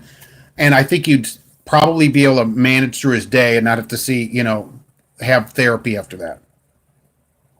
Ever heard of Indiana Jack's channel? He's an interesting watch. I've heard of it, but I've never seen that channel. She went on 81 and 76. No snow. You're too far south. It didn't make it because winter's over. Did I do a video on Schneider? I have not done a video on Schneider. I will say just this weekend, they're running an ad in Gary, Indiana for $86,000 a year to run a tanker. BW, what's happening? Jason got cleared and you're headed out. Thanks for coming in today. We're here every Monday at 1. Putting millennials out there. Yeah. I mean, why not? Why is the rule state line? Let's ask it like that. I guess I should ask that way. Why is state line some kind of regulation that you can't cross a state line? That's what doesn't make any sense. You could just let you review those companies. Benji seems to know. Yeah, he should do a review and post those. He has got all the information out there. Most of the YouTube truckers are clowns. They want to be internet stars, and most have failed horribly on a lease purchase. Who's going to listen to them? Maybe, right? I don't do a lease purchase, and and I don't like clowns. I'm afraid of them. So certainly they want to be internet star. I don't know what is an internet star? I don't know what that gets you. If you're not Tom Cruise, you're not really a huge star. You did exactly that and did not get another truck. You got a brand new truck straight off the lot. They still, no matter if it's new, used, no matter what it is, if it's going to be broken down, you need another truck. Or they need to pay you for that time. That'd be okay too. They should give you a day's pay for all that time that you're broke down. Top 3, I always send people a Maverick. I'd do temperature control because I'm lazy, but they have other divisions, flatbed and stuff. That's where I'd send people right to start with. Right, that's your first calls, Maverick. Winter might be over in Indiana. You probably got 2 more months in Wyoming. Yeah, you need to move over here to Indiana where winter is done. It's sunny out. It is not like Hirschbach. I'm not a fan of Hirschbach, certainly. I did do a video on Hirschbach. I just got your CDL in Canada. Be working in the United States. Any tips to cut down on my border wait times? I haven't crossed the border in years. Anybody crossing the border currently? I didn't have that much problem. It was all coming this way. Does somebody cross the border right now? How is it with the TWIC and, not the TWIC card, right, but passport and all that stuff? You won't find companies I'm talking about without going to their website. They don't advertise. Right, that's how I always go, is their websites. I found that the edge. Oh, you found the edge of the flat earth. Oh, finally. I've been looking for it. I-10 in Shreveport, I bounced out of a truck as it went over the edge. Now your truck is floating through space. Oh, next to Elon Musk's Tesla. Right. So can we see it? Because they've got a camera on the end of that Tesla. So maybe as it turns around in space, we'll be able to see your truck. That'd be really, really great. Thanks, BW. K. Wayne needs an automatic. You'd rather have the truck. I don't sit well. Yeah, go in there and tell them to give you a truck then. I'm here to drive. Give me a truck. I mean, seriously, if a new truck breaks down, which it shouldn't be, but I'm sure they're getting it fixed under warranty. It's not even costing them anything. Get a different truck. You have an interest in the Maverick Glass division. I think that wouldn't be that much work as well. And I think that pays the most at Maverick too. But certainly, I mean, they're 1,000 guaranteed, 50 cents to start, 51 cents. K. Wayne's at 19 years with the same company. That's super nice. Taxes are too expensive over there in Canada. Yeah, what's since you're in Canada, always the question I ask: how much is gasoline today at the Arco or whatever station they have up there? What's the price of gas today? You thought the edge of the flat Earth was somewhere between Lake Charles and Lafayette. Apparently, it's in a different spot than you thought it was, right? 5 years is good for a throwout bearing. Yeah, that's not bad, right? You do need it automatic then. You do intermodal for Chicago out of Chicago for Schneider, and you're not happy. Why not, though? What is wrong with Schneider Chicago intermodal? So we can all learn from that right now. Lafayette, Louisiana is the worst, right? You want to be in this Lafayette, Indiana, not Lafayette, Louisiana. If a driver sits long enough to start thinking, he'll be moved to another company. Yeah, you don't want to sit drivers too long, and then they start searching the internet, and suddenly they're putting in applications, and then they're gone. That's no good. If a new truck breaks down that much, it's not even worth having on the fleet. Yeah, I don't even know what they're doing, right? If it's under warranty, every minute off the road is money out of their pocket. I agree, but they already bought it, so they're gonna keep it, and so they should pay you a day's pay or get you a truck. Oh, you meant Texas and Indiana are too expensive. Wyoming has no state income tax. Yeah, we have a county tax and a state tax here. And sales tax is 5%. Food is zero. Food is zero here as well. Okay, so food is zero here as well. But we do have a county tax and a state tax. But I get to live in Indiana. How great is that? You do the license plates too on your car. The license plate here is based on the price of your car new, no matter what you pay for it, and the class that it's in. There's 10 classes of cars. It goes down every year for 10 years until it's at the lowest amount. So it doesn't matter if you pay $1, you write that on the title, doesn't matter. You still pay the excise tax on what they think it's worth. I know a lot of good paying companies, but they are all tanker, and you can truly say that after working for Walmart. I will never do vans or reefers again. You didn't like working at Walmart? I mean, they're really paying really good other than their goofy little policies that they have. Have your paperwork done with a cross-border company and you won't have much trouble. In Canada, they do keep an eye open for DOT violations at the crossing. Okay, so there's somebody that's Seal Horses got current cross-border. Go to Mexico, you're a cray. Yeah, don't cross south. Don't cross southbound. That's not saying much these days. Well, you know, Walmart gets a lot of press out there for hiring, certainly. Can't the companies exchange the truck for a new one? Doesn't the lemon law? I don't know how the lemon law works on a semi. Probably. You know, on a car, it has to be 3 repairs within 1 year for the same problem that they can't fix. And then you can discuss that your car is a lemon. So I don't know. If it's 3 different repairs, it doesn't work that way. Are driver-facing cameras going to be standard? Yes. I think it eventually most trucks will have them. It'll be kind of like automatic versus manual. Some companies will never go to them, like Ashley, which advertised that they don't have them. So nice. Your '03 Ranger is 140 this year. On a '03, that okay, so that's more than here. The lowest price here is $57.95. So that '03 would be $57.95 here. But it's more when they're newer. Like our Escape plate was $300 on a 15. So. You saw FedEx with a 53-foot reefer trailer in Indy. Oh, that's unusual. I've never seen them hauling reefers around. Crit, Charles, they go, you should drop it in Laredo or Brownstown or wherever it's going. Don't take the trailer on into Mexico, even if your company does it. No way would I do that. The oil fields in North Dakota and Texas are decent paying, and some companies take CDL graduates. I haven't seen too many CDL graduate jobs for the oil fields. Are they advertising that? Because that would be interesting. I get questions about that a lot, but I haven't seen anybody that will take a graduate. Everything I've seen says, oh, you need tanker experience, or, you know, you need the frac experience of working in the place. I haven't seen a lot of ones that say, oh, we'll take no experienced drivers for working. And of the two, I'd work in the Texas fields. I mean, at least the winters are more tolerable. It's like 40 below zero every single day in North Dakota. Wyoming values pickups more than sedans. Oh, your 2014 Passat is 150. All right. So they go trucks are more. Here it's based on the purchase price of the vehicle new regardless of what you paid for it. So you buy it from family member, they put $10, doesn't matter. It's already in a class from when it was new, and that's where it stays in. It goes down for 10 years to the minimum. Off the point here, but why are super singles legal? I've never driven a super single. They're on a lot of trucks, and I don't know why they wouldn't be legal. I just go based on like your car has 4 tires. So what is the problem on a semi?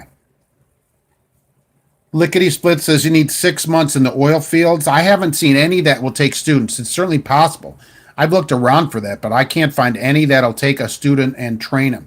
I see some that say we'll train you if you have experience, but I haven't seen ones that say we'll take a student and train you without any experience. I haven't seen that. You ask every company you talk to if they have driver-facing cameras. It's strange because they act like you're hiding something. Yeah. Tell them, I just want to know why do you think I'm hiding something? Why do you need to watch me all day? That's one of the questions I have on my page of people that you can look at of questions to ask a company. Do you have a driver-facing camera? How about a video on the bridge law? That would be an interesting video. I did a sliding video, but not an actual bridge law video. I'll have to look up I can look a thing up to post with it so we can get each state's bridge law. You hated Walmart. There are too many butt kissers there. That's probably at every place. And if you're not a blue Kool-Aid drinker, you will never fit in. They have too many rules. That's the thing of these places. I wouldn't slip seat a tractor that you have to sleep in. So that right there, I'm done. I don't care what they pay. I'm not slip seating. It's the only place I've ever seen do that. I've never seen any other place that says, oh, we slip seat our sleepers for people. So here's a can of bed bug spray and some Febreze. So here you go. Trucker Hershey says the bridge law video. All right, let's get a bridge law video done. You've seen doubles and triples, single axles running them. If you blow a tire, then the entire wheel drops and it's different. Yeah, you have to park it, certainly. I agree. I just have never driven them, and I know a lot of companies use them. And it saves a little bit of money on fuel, so I didn't know what the big problem would be with it. What are my views on Pam? Thumbs down to Pam. One of the lowest paying companies in the country to start with.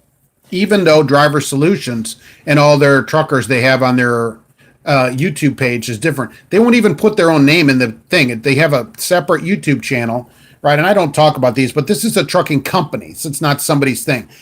Driver Solutions has a YouTube channel, and that is Pam. That's a recruiting channel for Pam. So keep that in mind when you go check them out, because that isn't just a driver. That is recruiting for Pam, which they always forget to mention in there. You wish Google Maps would make maps for truckers? There is a map. There used to be a map in the Google Play Store that you could upgrade your map for $150 or something to trucking maps. Remind you of Slipseed. Slipseed is the number 2 movie in Star Trek, right? The Slipseed, but slipseeding is the slips Star Trek. Man, I get off on it on a tangent on it. Look, slip seating is when you come in and somebody takes your truck back out. And then the next time you come in, you are in a different truck. So you have to clean this truck out. It's one thing if you're in a day cab that you don't sleep in. So that's fine. They slip seat that truck. You just bring in your lunch or whatever. A truck you have to sleep in. You might be gone for the week in this truck. Then it gets used on the weekend and you might come into a totally different truck. I'm out. No way am I slip seating the bed. That is not going to happen. I'm not going to tolerate that. The big oil, I can't believe they let you back in. Yeah, you're back. The big oil companies are the ones that will give a new CDL graduate a chance. Really? You have to inquire about it. It's not advertised. All right, that's why I'm not seeing it. They certainly don't advertise it. I'll tell people to call places and inquire then. Did I ever use heated wiper blades? No, but I think they should be standard. It seems like another no-brainer on semis. Why aren't they standard? What is the deal?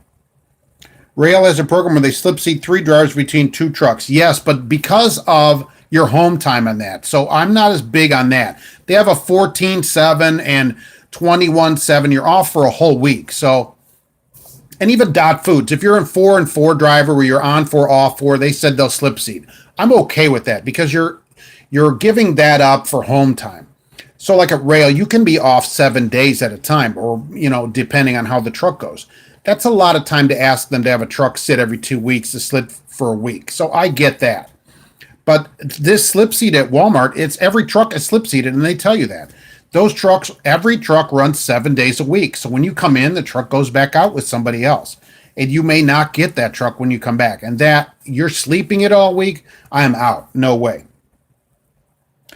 Chrome says it's your opinion. It's just dangerous. I'll take your word for it. I haven't driven a single. I'm waiting to get a trailer that's got them on it, and I haven't seen one yet. I had a new trailer the other day, which I posted on Instagram, and but I haven't seen. I'm on Instagram at trucking_answers for everybody. Can go over there and see some other weird stuff that I post, but I haven't gotten a super single yet.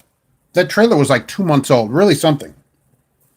USA Truck is also part of Driver Solutions. Really? Driver Solutions has always been a PAM recruiting thing. $150 to upgrade Google Maps. That's half the price for a good truck or GPS with a bigger screen. That's what it was. I haven't looked at it in a while. I don't even know if it's still in the Play Store.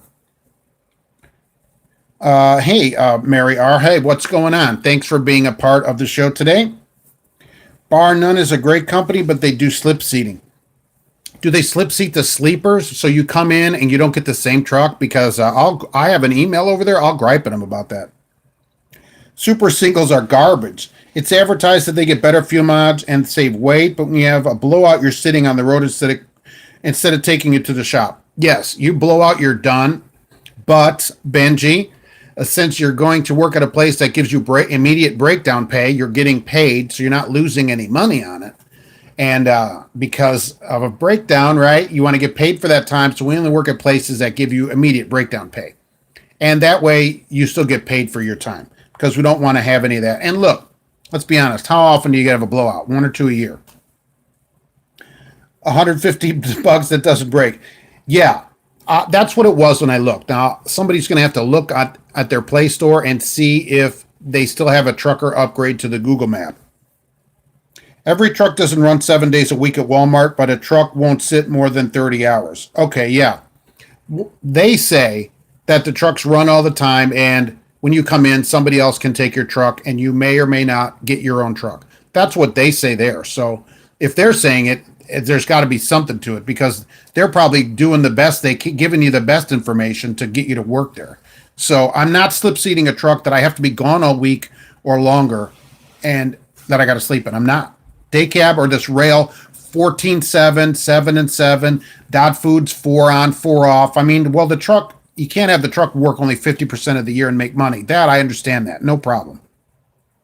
And you know that up front. You go, for being home, I'm going to get, switch with somebody in the truck. Super singles are bad on snow and ice. I've heard people say that. I don't know why they would be worse than a regular tire. Because the width, the contact patch is going to be the same because the 235s is 470. These are 445s.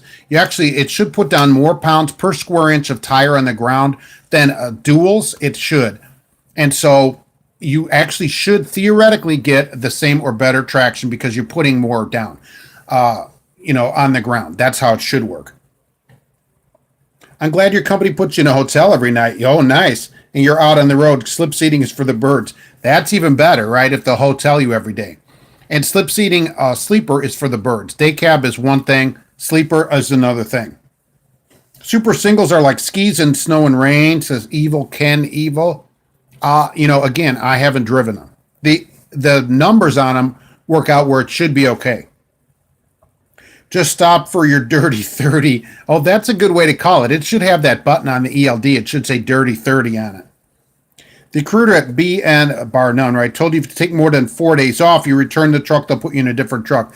That's to encourage you to get back. That's to encourage you to come back. A lot of places say, so many days and you get a different truck. They don't always enforce that, but I guess they put that out there so that they can enforce it.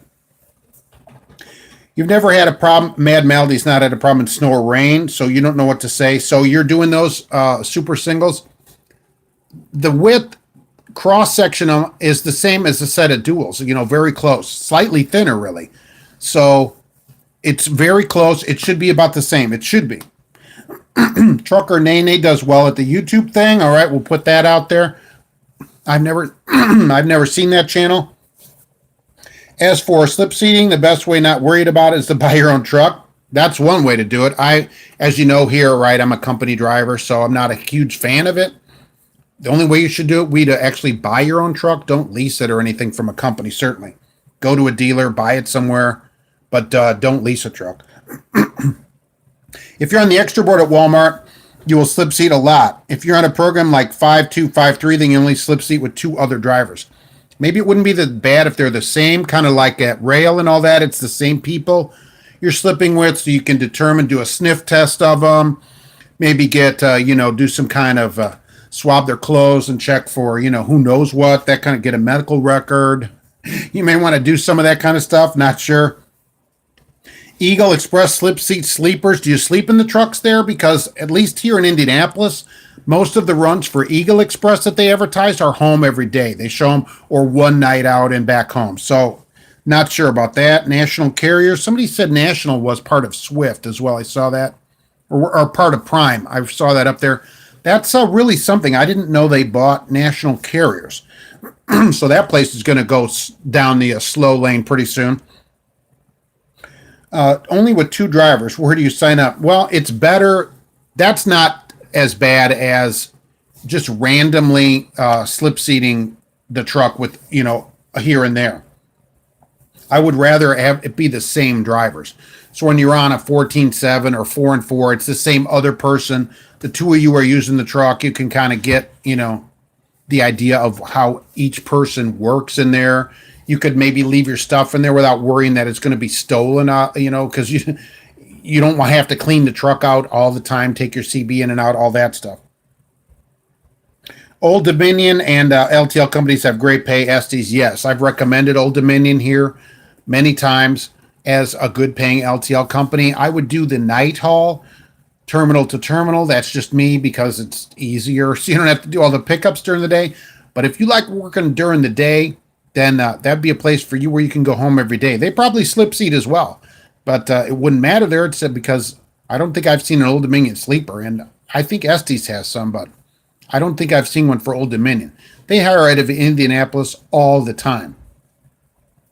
Is National Carriers the trucking division of National Beef? Apparently they're owned by Prime. I thought they were part of the beef consortium over there, but when did Prime buy them too? I don't understand that. Prime students were at the same school you went to with USA. Okay, Mary Art, thank you for that. And let's see, they were at the same school, but is that a Prime school? Okay, so that's different.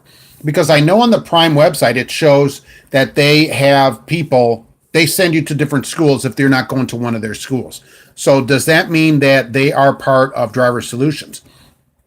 When you look at the Driver Solutions YouTube channel, it only lists Prime in the description. When they go down their description, it only lists Prime on there.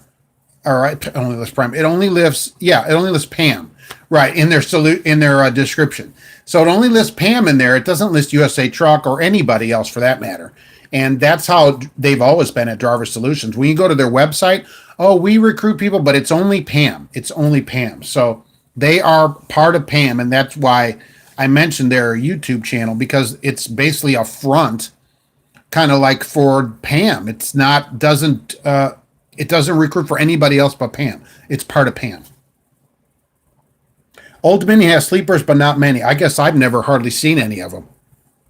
Out of Indy, they only advertise home every day. That's what they're advertising, certainly. Just checked, not anything to find about Google Map truck. They used to have a map on the App Store. USA doesn't do school, so they'll take students but not put you through school. Swift is teaching Prime students now. How does that work? Are these places all just going to get together and be one gigantic school? He's been doing this trucking thing for 30 years. Keto, I appreciate that. Yes, the trucking thing. That's for sure. Why are they giving CDLs in the U.S. to non-speaking people? I don't know. The testers don't care. You're supposed to be able to speak English, enough to have a conversation so you can read your bills and everything. That's always been the law. But states and that don't want to seem discriminatory or mean or anything. And so they'll basically give anybody a license, regardless of their language problems. You're required to speak English per the test. It's time for new CDL holders to get educated instead of getting told how they'll make $150 a year. And then sign up for a lease purchase. Companies sell this dream. They sell people a dream, but they don't sell them a reality. They paint this wonderful picture like this picture here, but this is a real picture. So, you can come here and in a few months you can lease a truck and then you can buy a Ferrari and then you can retire when you're 28, right? And none of that is true. And it's very disappointing that people believe it because they want to believe in this, the dream of quick money and, I'm going to make all this money. And it's not like that. It just isn't like that for new people. I wish I knew how to get to new people. And everybody I've asked now about it said, I saw, because I asked, why did you go to this company or that company? I saw their ad. And so I went there. So, I actually have an ad running every day on Google. On Google. So people that search, I want to go to truck school free, but I can't spend as much money as England and all these other companies. So I can only get to so many people. I have about 900 people a day see my ad. So they're seeing, their ad is thousands and thousands of views. I don't know how to get to people before they go to these companies to tell them, hey, this isn't true, but they're not going to believe most of us anyway. They just aren't because they're good. They want to believe that it's easy. In just a short period of time, I'm just going to have everything that's going to be great. And it isn't like that. It isn't always a sunny day out and everything goes perfect. You might have super singles that explode on you and you sit there and your load's a disaster. I mean, there's tons of problems. We like to put all the good part of it out, but there's tons of problems that happen that you have to deal with every single day. And it's not as easy as these places make it seem. A year you go buy a truck and then in 2 years you're broke. Now what? What good did that do you? Old Dominion has team trucks. That are sleepers. All right. Yeah. Okay. So they run some teams longer distance, I guess. Boy, that would pay even better. The solos here are 64 cents to start. Venezia is advertising loading and unloading. They should, of course, pay it. That was in 06. Bed bugs and crabs. Yeah, Todd, look, you don't want... They should give you a new driver kit when you're going to slip seat at Walmart that's got bed bug spray. Probably Walmart bed bug spray. 9 hour, it's snowing in Mansfield, Ohio. What? It isn't snowing here. Sergeant Shill, they sell a dream. Yeah, because people want to buy a dream. They know that people want it. They just so badly want it. And it's not like that. It just isn't. I mean, trucking is a good career and it'll pay the bills and you can make a living and everything like that. But, it just isn't, the dream they sell of $3,000 a week net and you're just going to make all this money. It just isn't like that. It just isn't. Do I have information on LTI trucking? No. Anybody have information on LTI? How's that going? Is anybody, sometimes we have drivers for companies as we are sitting out here. You get to see the country at 70, enjoy the outdoors while you're cleaning, while you're chaining. Yeah, that's another thing. See the country. You're going to see the country. Yeah. You're going to see the exit sign for every single thing that there is. You're going to see the Walt Disney World exit sign, and you're going to see the exit sign for Mount Rushmore and Grand Canyon. All the best exit signs you'll get to see. Some you might even take a picture of them. And that's it. At least slip seating with two other drivers will know who gave you that disease anyway. Well, one of the two of them anyhow. Rocky, I appreciate that. Thank you very much. Thanks for being here. Every LTL company has sleepers. They're for teams, and they're mostly single drive axles. Yeah, I've seen some single drive axle sleepers. I got to think, man, that's a rough ride. Yellow, I've seen. But some are dual, and they may have a single driver. Boy, I thought, how do you sleep in a single axle sleeper? That's got to be like a horrible ride. Sergeant Shill, take care of your SEO. Look, I got the SEO down pat, right? The problem is I can only spend so much money every day. I get traffic, the website gets traffic and stuff like that. I hear you. But running the ads, because of the cost per view and the cost per, cents per click and all that on that, England and all these companies are willing to pay way more than I can pay on views and clicks. So I only have so much money to put towards it. And so that's why I don't get as much traffic from the ads as I otherwise could. Duals cut through the snow better? It shouldn't. It's the same cross width, the cross section, theoretically. I haven't driven the singles, but theoretically, it should do just as good. They should. The new truck drivers don't see your B. They don't see my Bs. They don't see CBs. They don't use CBs. Got it. I got that. Hooked on phonics work for me. Yeah, that should be something that new drivers are told immediately. Go buy a CB. You know, a company ought to present them with a CB. That wouldn't be a bad gift. Once you're done with training and you get your first truck, we'll give you a CB. That's pretty good. That's like here's your bonus. And they could get them, they go to Cobra and buy hundreds of them at a time and get a discount. That's not a bad idea. Andrew Yang for president, I'm out. For that guy, right. Wants to give everybody a check every month? I don't think so. That's not going to encourage people to do anything but sit around. You get to see every rest stop bathroom in the country. Oh, yes. That's a treat right there, isn't it? Oh, I wish I'd have documented all those over the years. Holy moly. LTL cryogenics. That's interesting, right? Oil field, chemical are all high-paying areas. Yes. Working for a private carrier tends to be best besides Walmart. Look, when you get your license, you should get all your endorsements. Get tanker, get doubles, and get hazmat. You never know where this thing might go.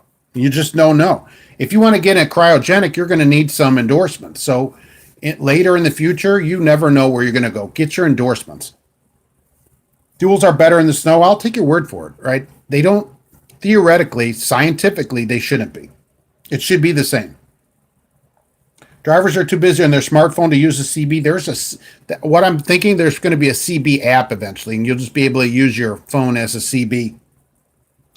Chuck Norris for president, that I might be able to go for. Before Andrew Yang, for sure. Every time you feel like complaining, you remember how you came from a warehouse working 12 hours a day, yikes, going home, at least you went home every day exhausted, making half the money you do now. Yeah, that's good. That's good. You remember before you went trucking, how much money did you make? For anybody that stayed in trucking, probably not much. At a warehousing, you really had to work and you had a boss. You had to wait for the clock to tick over so you could have a 10-minute break. And you have to go ask somebody, oh, can I have an extra minute to go to the bathroom or whatever? That's no kind of way to live. At least in a truck, you can sort of monitor your own schedule. And if you're efficient in your time, right, you can make a good living and make your own way through it. Soylent Green is cryogenics, people. Yes, that's exactly correct. Nice. How are loaded and bounce mile? It's a bounce mile determinant system is used to load planners. I'm always a certain percentage out of round and don't understand why it's so high. What is a bounce mile? Have I seen that troopers are using semi-trucks to get offenders in Tennessee? Yes. I saw a truck that had lights on it. It was a marked semi that had lights. I don't know if I'd pull over for it. I don't think so. I mean, I don't understand how you pull over for a semi with lights. I'd probably have to call the police or something and wait for a car. But I did see that they're using semis, yes. You made $1,800 a month before you drove trucks. Oh, so this is much better. Now you're making $1,800 a week. Duals have the space for extra snow. Singles just compact your snow, giving them more possibility of slipping. I could see that it throws it through the center. But I'm talking about dig rate, where the tire digs into the snow. The weight per square inch of tire on the ground is the same. So it should dig into the snow just as good. They have some apps that work like a CB if you have 4G internet. Oh, that'd be really good. You could talk to each other through an app. We don't need a CB anymore.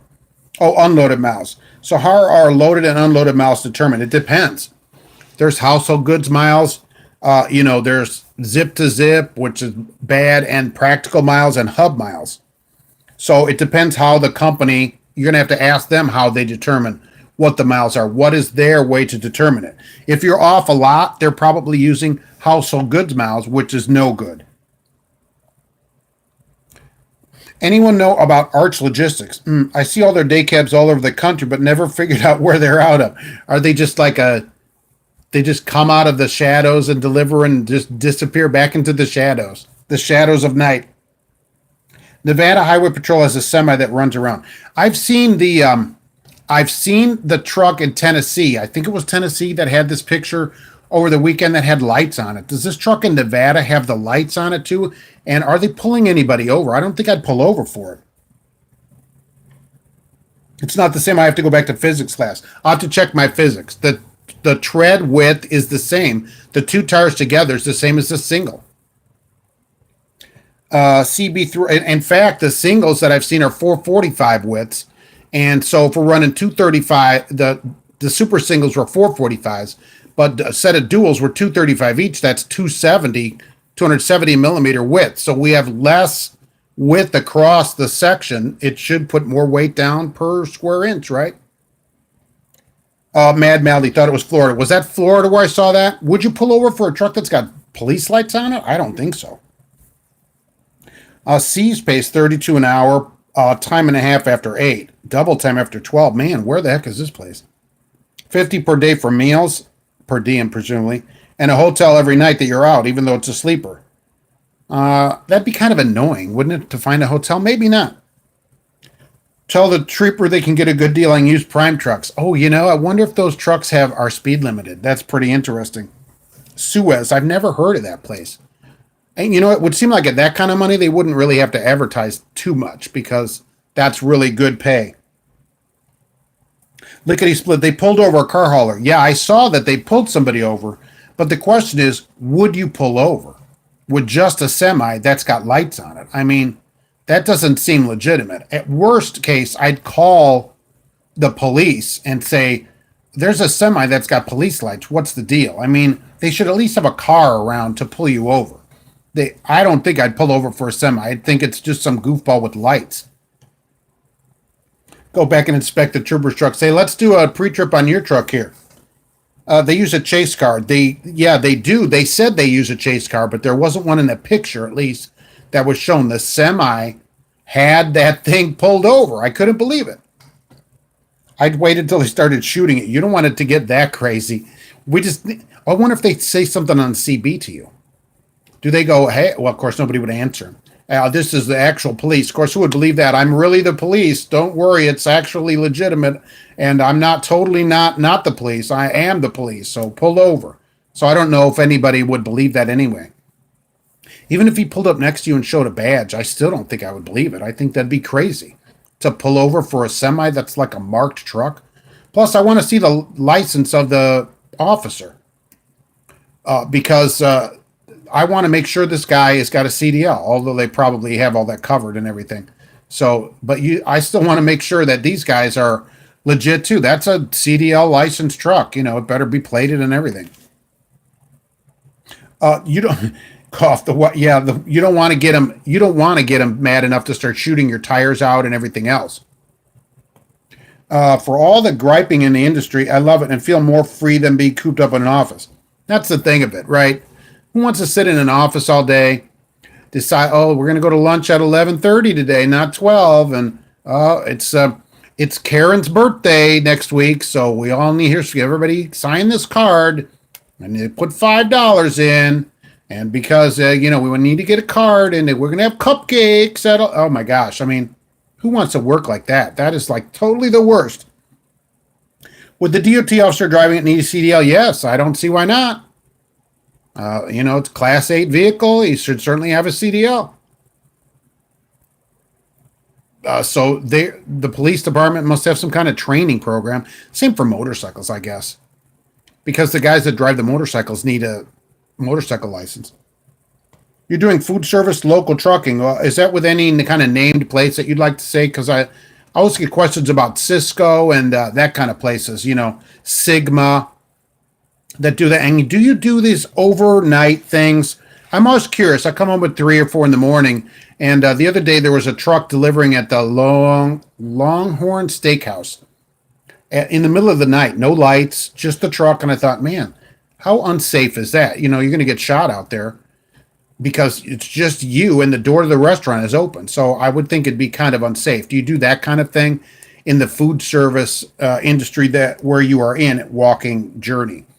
that delivering at 2, 3 in the morning, depending where it is, where the restaurant is or whatever, it just seems unsafe. And of course, companies never like you to have a weapon or anything with you. Suez is formerly GE Bets. That doesn't help either. We don't need no stinking batches. That's what he's going to say. Batches? We don't need no stinking batches.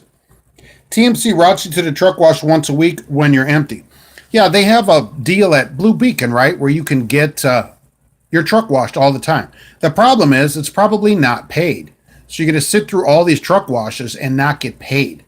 You know, I like to have a clean truck too, but I don't want to waste a bunch of time washing the truck, washing the truck when, you know, I could be out making money. So if it's going to cut into my pay enough, I wouldn't be interested. I'll wash the truck later when I have free time, not in between. So, you know, I don't want them routing me. Let me decide that. That's why they hire you. You're a professional. You know, that's why they hire you, to figure all this stuff out. They don't need to figure it out for you. A place that hires students, this is most companies. They're usually set up more for micromanaging. They do better job of people that need more help in the industry because they're not used to everything yet. So you have to be very careful at those places because you never know what they're doing behind the scenes. They're like, oh, we micromanage, we give you the fuel stop and how many gallons to get. That's really annoying. I don't know if TMC does that with fueling, but if they give you a specific stop, just that would be enough for me to get out. I should actually ask that, put that on the question sheet, because I think it's enough where I wouldn't want to work there. Can I do on driving for the state troopers? Oh, that'd be good. They should start hiring. I could review their, see how much they pay. They would just get probably their regular pay, which actually is pretty good, really. You know, so yeah, I'll put a review up.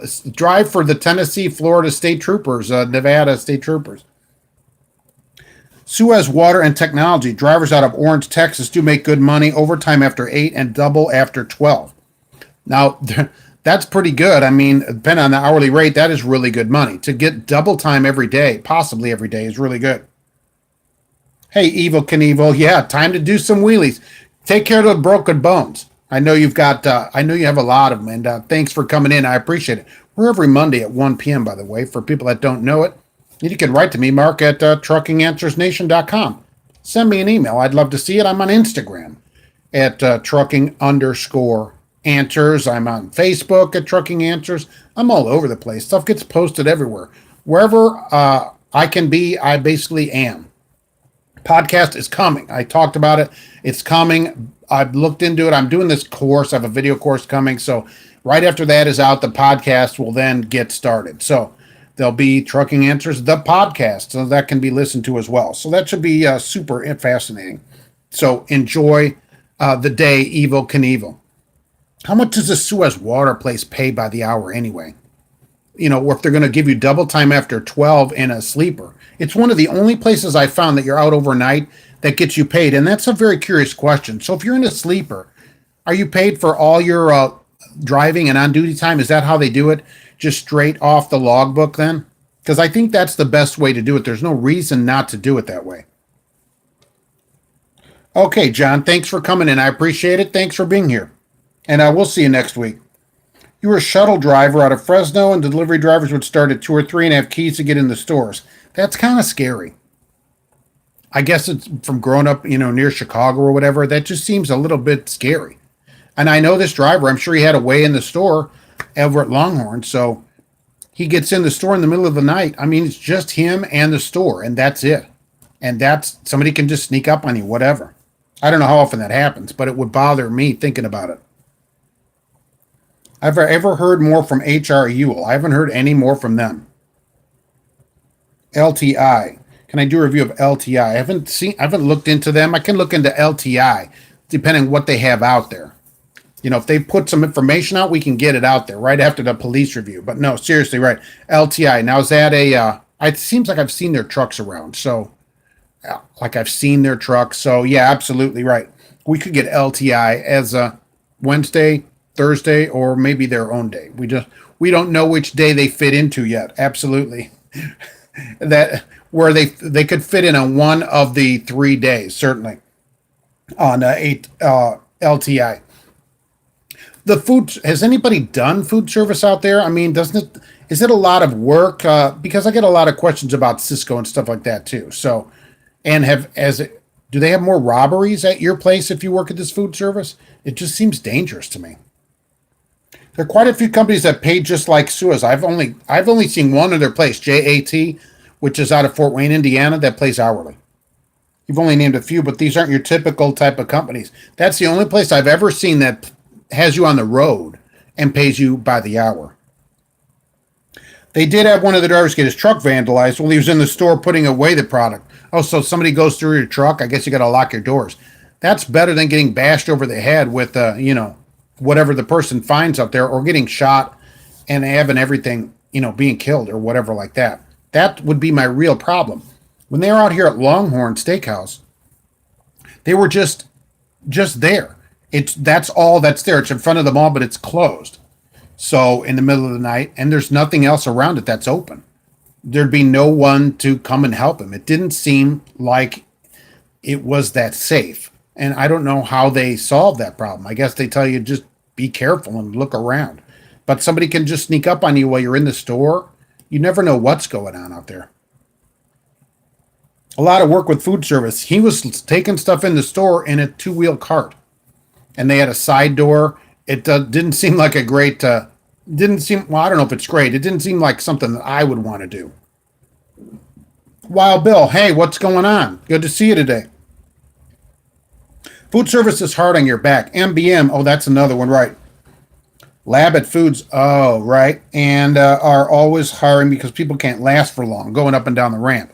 Yes, it's a lot of work. And in the winter, it's even more work. So besides the scary part of being robbed or whatever else is going on out there.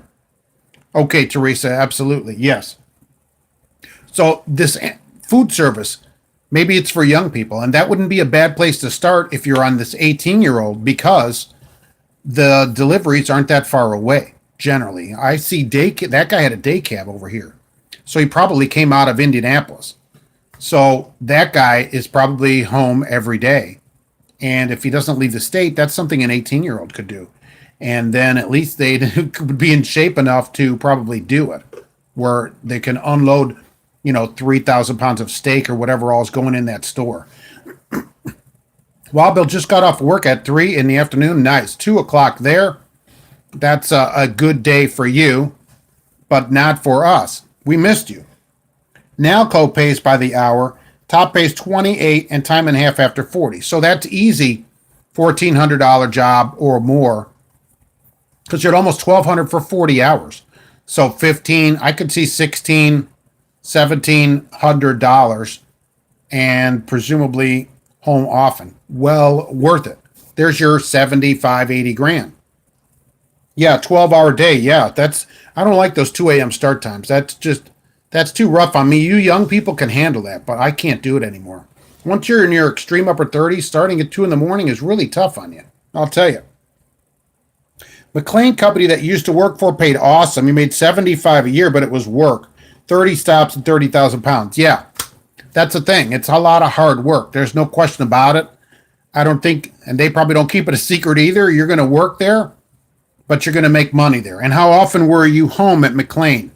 McLean Foods, right? McLean Company. How often do you get home for 75 grand? And 30 stops for 30,000, I guess, is not terrible, because it's only 1,000 pounds a stop. So at least you're not unloading it all at one place. You get exercise, get back in the truck, get exercise. But how often do you get home? Okay, every day and every weekend, and 75,000 a year. That's not bad. So if you live near one of these food service places, it might be a place to consider. And did you cross a state line? So we could see, could 18-year-olds have worked there? Did they have any that are within state lines? I guess 18-year-olds that are on the East Coast are going to get hosed on that stuff. Because if you're in New Hampshire, I got 80 miles today. There's not going to be any kind of check. You're not going to really make any money. You work for Streets and Sand, in City of Chicago, $36.45 an hour. Plus overtime, and all you do is drive. How do you get on at that place? So, let's be honest about that. How do you get on at Chicago Streets and Sanitation? What does it take to get a job like that, besides living in Chicago? Hey, Sea Hill, what's going on? Weather's good in Georgia. Nice. 68 and clear. Hey, we're about 40 degrees here now and sunny. Loving it. I proclaimed earlier that Chicago is over, or that Chicago should be over too. The snow's over. So we're done with it. I proclaimed it. It's done. As simple as that. You're digging it. Used to pull the ramp out and deliver to KFC all over Chicagoland and parts of Wisconsin. Yeah, that's a lot of work. That's the thing. I think nobody would deny that. Hey, Sam, thanks for being here. I appreciate it. You be safe out there, and we'll see you on Monday. You make 15 to 1800 a week and don't have to work too hard. Food service pays less, and it's labor. Your back and knees will be bad by your early 40s, so I'd only have a few years left on that stuff. You have too many guns to live in Chicago. You know what the number is to live there? One is too many in Chicago, right? They don't like them. Ducking bullets for garbage service is not worth it. Well, he said streets and sanitation, so you don't want that job today. I wouldn't want to do it today. Like, I just wouldn't want to do it. I'm not saying it's a bad job. It just isn't for me. Trucking is all about, what you want to do. What do you want? Get the job that you want to do. Chicago, you have to show proof you voted for Michelle Obama. That'd be an interesting vote. You have to write in on that one to get any job. I'm just curious. Do you just apply at streets and sanitation? Do you have to know somebody that used to know Mayor Daley? I mean, I don't know. For that kind of money, it seems like they would have a list of people to work there. And do you have to live in the city? Well, that's another interesting question. Do you have to live within the city limits of the city of Chicago to work there? Class B drivers do most of the food service. Well, what about Cisco and Sigma? Those are all Class A drivers. 82 in Ocala. Wow. That's even better than this. Of course, we're going to catch up to you on Thursday where we're in the 60s at least, which will be pretty nice. Mike's Car Wash will be packed. You got to fit everything in a 10-hour break on your own time. You've got to fit everything in a 10-hour break on your own time. That's a problem with a run that's 14 hours a day. If you're local, it's almost like you're being gone. We have some of these longer local runs that are 14 hours a day. I mean, oh my gosh. Why are there so many people or truckers leaving California? Can't afford to live there? I've seen people. One person wrote to me a while ago in San Francisco, their rent was $3,000 a month. And so they're wondering what they could do. I'm like, you got to move. You just can't make enough to live with that kind of rent. I mean, move out of the state, Mad Maldy, 12 to 1500. That's pretty good too. Wild Bill, you were in great shape back then. 30 night in Chicago. Yeah, back then for you though was not as far. You younger people, it would keep you in shape. Let's put it that way. Food service would help with that part of driving, which would keep you in shape. Right. I'm just worried about the safety, especially Wild Bill. Look, what do you think about doing Sigma or Cisco in Chicago? Did you do that up there, and would you do it now? I mean, how scary would it be for me anyway, thinking about it, delivering to a closed store at 3 in the morning in the middle of Chicago? I mean, holy mackerel, I wouldn't like that very much at all. Oh, that's your load time, 12 to 50, noon to 3. You're right on the money. You must live in the city of Chicago to work for the city. Okay, so you do have to move somewhere. So all you did was apply? Oh, they called and you quit Averett that day? Yeah, for 36, I would too. Okay, so you don't have to know anybody or anything? Just live in Chicago? Can you apply and then move to Chicago? I mean, that's great money. Even 40 hours is over $1,400 a week. California drivers are relocating to Bullhead City, Arizona. Yeah.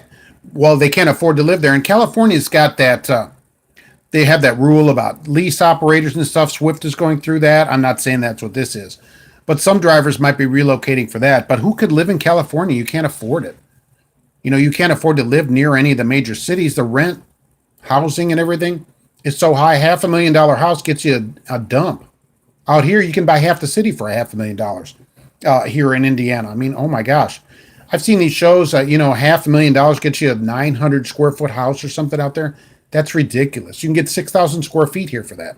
A virtual mansion in Lafayette, Indiana for the same kind of money. But the Swift thing, because of the ruling, Swift is, I think the date has already passed where they said leased operators had to become like independents or they were booting them out of the lease program. because of all the rulings that have passed with the legislature and all that in California. So Swift came out with that last month. It was the beginning of March they had until to change all their organization. They had to become basically independent and lease their truck to Swift rather than leasing the truck from Swift. You have friends at Cisco Foods. They don't like it. Really, pays good out here. You don't blame them. Many have a helper. That would be nice. I believe it's actually a lookout man. Yeah, that's what I would do. He'd get a scoped rifle and be on top of the trailer. That's how I would have it. And walk back and forth on the top of the trailer. Al, yeah. Missed it again. Holy mackerel. But we thank you for stopping in here today anyway. The helper would have the scoped rifle. Oh, you couldn't do that in Chicago, though, could you? You could have a scoped paint gun. And so at least when somebody kills you, the police know to look for somebody with an orange paint splotch on them.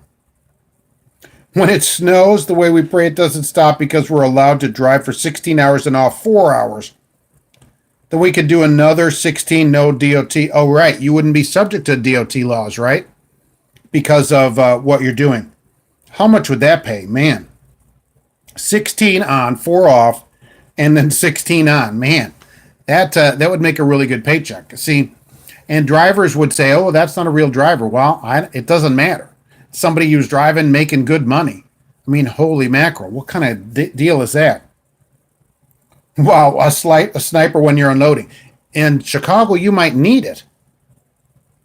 West Sacramento, California costs you $23.50 a month. Oh, house payment. Everything is nuts. To register your 2016 costs $468. That's crazy. I mean that. Have you considered moving seriously? Because you could cut all those expenses in half somewhere else. Don't come to Ozark. The right hand doesn't know what the left is doing. That's most large places that can't figure out what they're doing with each other. Yeah, well, Wild Bill, look, in Chicago, they don't like scoped rifles. So maybe the guy on top of the trailer in Chicago has to have only a paint gun, which is probably banned too. Because he can't have spray paint. They banned those canisters. So he gets to have a paint gun, and so they can at least find that guy. The guy with the orange spot. He's the one that killed everybody.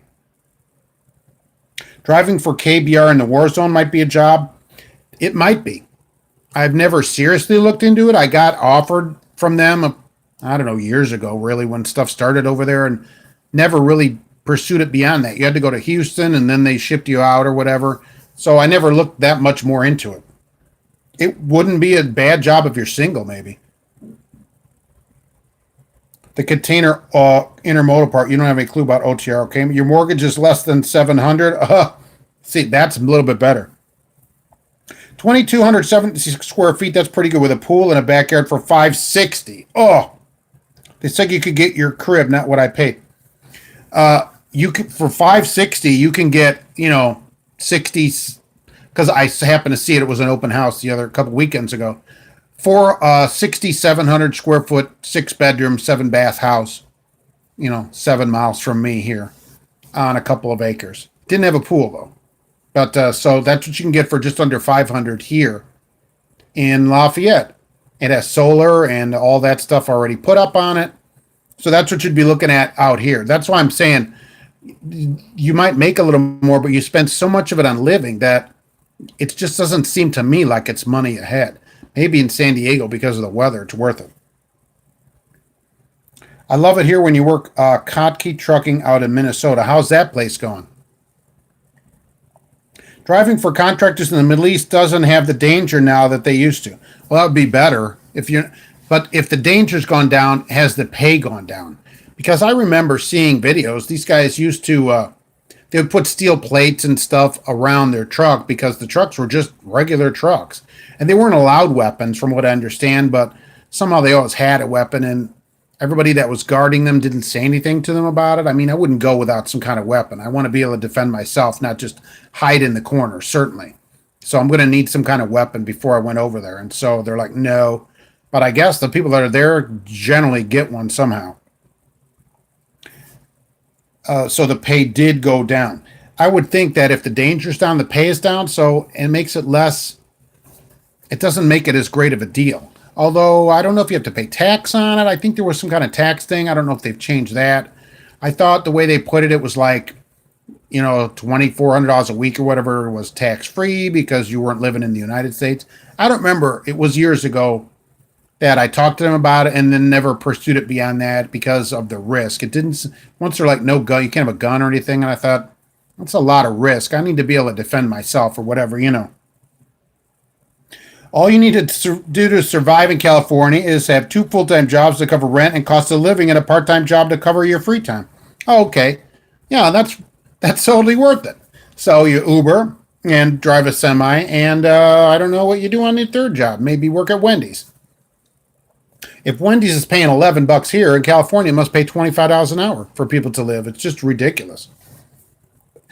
Considering that trucking jobs, will still, if you moved across the state line, it would seem like it would still pay. It just seems like to me, if you want to live there, more power to you. You got nice summers and nice winters, both.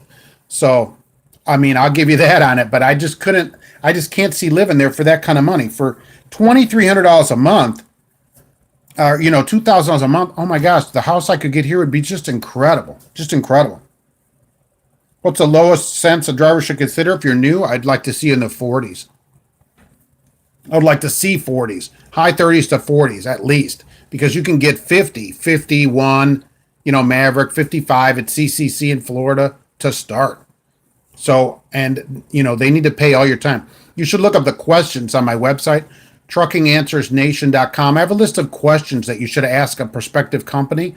And so print that out and have it with you and ask them these questions. Like, do they pay layover? Do they pay detention? All these other times, do you get stop pay? All this other stuff. That all adds into it as well. When the driver got his head cut off, people got scared. That's scary. When Kevin Daggett got killed in the convoy, people said, no way I would drive there, but I was all that and made it back home. Good. Good that you made it back home, believe me. That'd be scarier than Cisco in Chicago, although it'd be really close. Is Walmart a good company? Look, I wouldn't work there. I don't work at a place that slip seats a sleeper. People can say what they want about it. Money isn't everything. And slip seating a sleeper and all their other goofy rules, that they have, I'm not in on it. They're 10-minute cell phone calls and all that. It's just stupid. And I know if they're doing that where they per minute your cell phone call, there's got to be a lot of other dumb rules that I don't know about where they're going to micromanage you. I'm out, You retired 3 years. You're planning on moving and getting back to the road or a private dispatcher. Oh, that's interesting. Yeah. Get the heck out of there, but stay south because you're not going to be enjoying the winters. Up here, certainly, WEL is a decent company for felons. I usually send felons to Western, unfortunately, just because they'll take you. So if you're a felon, presumably an ex-con, if you're watching this from prison, from a cell phone you smuggled up your butt, they won't take you yet. You have to be out. But once you're out, I tell people Western Express, they'll take you. They'll put you in a truck and get you experience. It's got to be a pretty serious felony before they won't take you there. And I know the people in prison, they have crappy reception or whatever. I get that. So it might be not great, but I'm just telling you, Western Express will put you on depending on your felony. But it can be a lot of felonies before they won't put you on. And if they won't put you on, I don't know what to tell people. Dollar Tree and Joliet pays $94,000. Who's running the Dollar Tree, though? They don't have their own trucks. So who's on that account there? Cell phone up your butt. Look, that's how they get the cell phones in there. I don't know about the charger. I don't know how that works. Personally, they won't take it to your... Well, you could apply from in there probably from your 5 minutes of internet time before, your Sally gets on his internet, but need to look into Kodke Trucking. It sounds like a small place. You get 2 weeks paid vacation during the first year, although it probably has 1,000 trucks. And full benefits after 30 days. That's pretty, that's not that uncommon. The vacation is. Some places have instant benefits, so that's not super uncommon. Okay, Cal, thanks for being, I appreciate you being here, by the way. I'm here every Monday at 1 p.m. Okay, so Swift does Dollar Tree, and they're paying $90,000 at Swift. Is that what I saw here? $94,000 on the Swift Dollar Tree. I'd like to see that. Where's that ad? Is that on the Craigslist? Who's running that ad? I've never had a Swift driver telling me they're making $100,000 on a Dollar Tree account. Knight or Swift? I don't know. I like Knight a little better, I guess. If Walmart made all those changes to save money and caused over 2,000 drivers to quit, exactly, they'll do it again. Stay away. Also, their benefits are too high. Well, they all claim in their ads great benefits at low cost or whatever. So since we're there, what are benefits for a family? How much a week for health insurance? That's a good question to ask. I'm finding it 1 to 150 seems to be average in the industry. So total Mississippi does Dollar Tree out there. Okay, your stepbrother makes 14 to 1800. 1800 is 90 grand. That's pretty good. Not every week. So yearly, what, 80 grand? That's excellent. That's excellent. You don't know if they're making that much, but Swift has that account. Okay, yeah. I haven't seen a Swift driver pulling in close to 100 like that. But if Total's doing 1800, they must have had to crank the pay on this Dollar Tree, because isn't that Dollar Tree right? Don't they hand unload the trucks at these Dollar Tree stores? Or they use the conveyors, right? You have to touch every piece of freight. Let's put it that way. Or do they not do that? You just pull in and they do it. So Kotke is 200 trucks with owner-operators and 2 terminals. Yeah, not super huge, but that's good benefits for a smaller place. Nothing out of pocket 5 days out. Caleb Trucking Company, truck nothing out of pocket 5 days out. Right. So you shouldn't have to pay anything. Where are we on that? Right. Where would you recommend a young driver to start out? What mega carrier? I'd like you to call Maverick, is what I'd like you to do. Start by calling them and see what the story is over there. Call Millis and see what their story is, and then start making other calls. Walmart and other companies with driver-facing cameras better get ready to buy self-driving trucks. Now, they said that not every truck has a driver-facing camera, so that's what I have to say out there.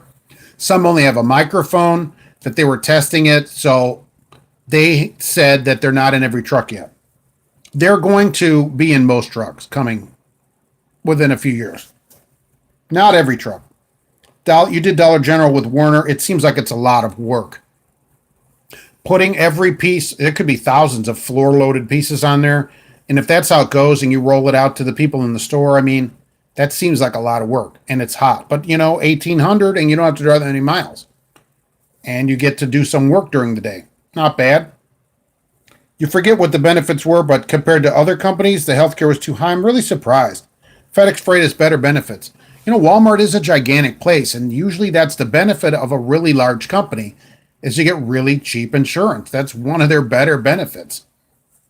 Although, as we see now, we're seeing companies that have free benefits, free medical, but generally at a larger place, you get less cost of benefits. So you get 53 cents amount and $300 for every trailer? Wow. How many trailers you do a week then? Hey, Keto, that's how they get them in there. That they have crappy reception that way, okay? And I haven't heard about how they get the charger in. I think that's another, that might be another story. And the question is, who wants to go get it? Apparently Walmart has a camera inside the truck and it's counting your flickering in your eyes to see if you're getting tired, and the truck will pull over. Well, the truck wouldn't pull over and shut off. Let's be honest about that. That'd be super unsafe because the truck wouldn't know how to pull over on the side of the road or whatever. So it may give it some kind of alert. No, I can't put that on them. That wouldn't be the case. Trucks don't yet pull themselves over and shut off. How dangerous would that be? That might come at some point. It may alert them. It may alert back the company, certainly. Sam Walton would roll over in his grave if he found out what his kids have done. It's horrible. Look, I don't shop at Walmart either. I don't shop there. I don't recommend people shop there. Go to a nicer place. You'll have a better experience. The team driver smuggles in the Charger. Oh, yeah, steel horse. Well, how do they get the Chargers in the England trucks? Yike. Huh. You would not recommend Star Trucking Company? Yeah, me either. They're part of the Covenant family of companies. So them, Southern Refrigerated, and Covenant, all friends together. Maybe Covenant if the two of you came together, because they're set up for teams, but just as a solo, no way. Now they pay the companies $300 to $3,500 to bring the phone in. They only hide it in the booty. You got to hide it somewhere. Hopefully it's not a flip phone. You don't want that. You don't want to try and get that out of there. Ask the prisoners about it. I'll try to ask. I'll send a letter to my pen pal about it. Do I think APU should be on every truck? Yes. They should either APU you or, which, UU? UU. They should motel you. One of the two. APU should be on every truck, certainly. I mean, companies that don't allow you to at least idle, that's a no-go. You cannot be on the road and not be comfortable. So if you're in a place that doesn't allow you to idle, you got to hit the road out of there and say, this is ridiculous. So you can do 3 to 4 trailers a week at $300 a trailer. There's $900. How long does it take to do a trailer, though? Man. And there are 3,000 pieces in the trailers? Flip phones are cheap in there, but a smartphone is high. Yeah, but I'm saying getting it into the prison, it may want to tape it shut is all I'm saying, because the extraction is the real problem. That's all I'm saying. You got to go and say, look, if I can't idle, there are companies that don't allow you to idle and don't give you an APU. That say that's too bad, that's your problem. And that's just not happening anymore. Drivers say, you will get what you accept. Don't accept being treated poorly by these companies. They're the ones that are out recruiting. Say, I'm not going to be treated poorly by you. I'm going to run the truck and I'm going to stay comfortable. That companies don't allow it has always bothered me. I just never understood why companies do that. But I guess it's because people will tolerate it. Maybe people didn't know any better. You get $1,800 to $2,200 a week. I mean, that's really something. And that kind of account, that's really something that you can go on a account like that and get $2,200 a week. So not a ton of miles. That's even better. And most of your day is working. It's better for you. Look, if that's worked for you, I'm totally in, right? If you like doing it. Well, let's park at the stores. Boy, that'd be a benefit. Can you park at the Dollar Tree store? I'm saying this, I'm not shoving a flip phone or iPhone. Yeah, what if it's like an iPhone 10s or something, right? Holy mackerel. Or the Samsung, the new Samsung Galaxy 10. Who's got one of them in prison? Yikes. That's all we're saying about. You need a screen cover. That's all I'm saying. Can you park at these Dollar Tree stores? I think that'd be very helpful. DeBoer doesn't allow you to idle. You quit in less than a month. Really? What do they say to you then? I mean, what is their, that's really curious. So what is the policy when you're on the road? You turn off the truck and what? Just sweat or freeze? I mean, bring a fan that plugs in the cigarette lighter? What kind of policy? What do they say to you when they actually say, well, you can't run the truck, period, and we don't give you an APU? It doesn't make any sense. Oh, the correctional officers bring the phone in if they're paid $300 to $500 for the phone, but it depends on the cell and what prison it is for the price. Yeah, that's if you're doing the old-fashioned, have the correctional officer bring it in. I mean, you just smuggle it in for nothing, right? That's all I'm saying. Until you get a phone call. That's that's the bad thing about butt dialing, I guess. You get that. That's not a call you want to get. You let that go to voicemail. You don't want to. Who answers that call? Nobody. So, seriously, I just want to see if you could park at these stores and DeBoer. So DeBoer with the shoe on there. Is that why? Because the wooden shoe, you can't idle the truck? What would they possibly say about that? Oh, you're going to Houston. It's August. Don't run the truck. You take a 34-hour break down there. I mean, oh my gosh. Maybe DeBoer pays motels every night. And so I'm giving him grief and I shouldn't, I guess. Some companies have, if you idle so long, the truck will shut off and you can't do anything. Yes. But if you don't have an APU, what kind of goofy policy is that? Idling trucks cost big bucks. Yes. And that would make a good, that's probably the bumper sticker at somebody over at DeBoer. So it was 100 in San Antonio. I remember that. Who could forget it? They called and told me to turn off the truck. Oh, nice. So they monitor it. Simply said you're not having, yeah, exactly. Look, good for you too, right? Tell them forget you. That's not happening. And the next time you bother me, I'm going to quit. I mean, come on. What do they want you to do down there? I'd say, I guess what motel do you want me to go to is another good answer. Oh my gosh. One of the dollar store chains has their own truck now, really, but the pay isn't good. Well, when everything's $1, it's hard to pay people anything. Phone and charger, same person. Don't ask how you know this. Just know it's a fact. Well, and don't tell me if you say earbuds too. I'm out of here. Okay, I can't tolerate it. Oh, so they won't pay for a hotel. You can't idle the truck, and it's 100 degrees. No way. No way. I'm glad you told them off and quit. I mean, that's crazy that they cannot idle the truck there. They got to do something. They just can't do it. I mean, it's legal, but who tolerates that? How do they get any driver to stay any length of time? You'd come on and like you see, oh, I can't idle. I guess I have to quit. I mean, it's just ridiculous. So you can park at the stores and the trailer unloads takes between 6 and 8. That's not bad then, right? That's actually pretty good because I think parking is the biggest problem in the industry. If you can get on something like that, then for a good example, and you can park at the store, now you know you have a place to park. So you don't have to worry about in the middle of the night going to find a truck stop. I think that's really, really good. Who'll be the crap company of 2019? I don't know. I don't know what that is. That is just something from the past, as we say. What big companies let you idle your truck?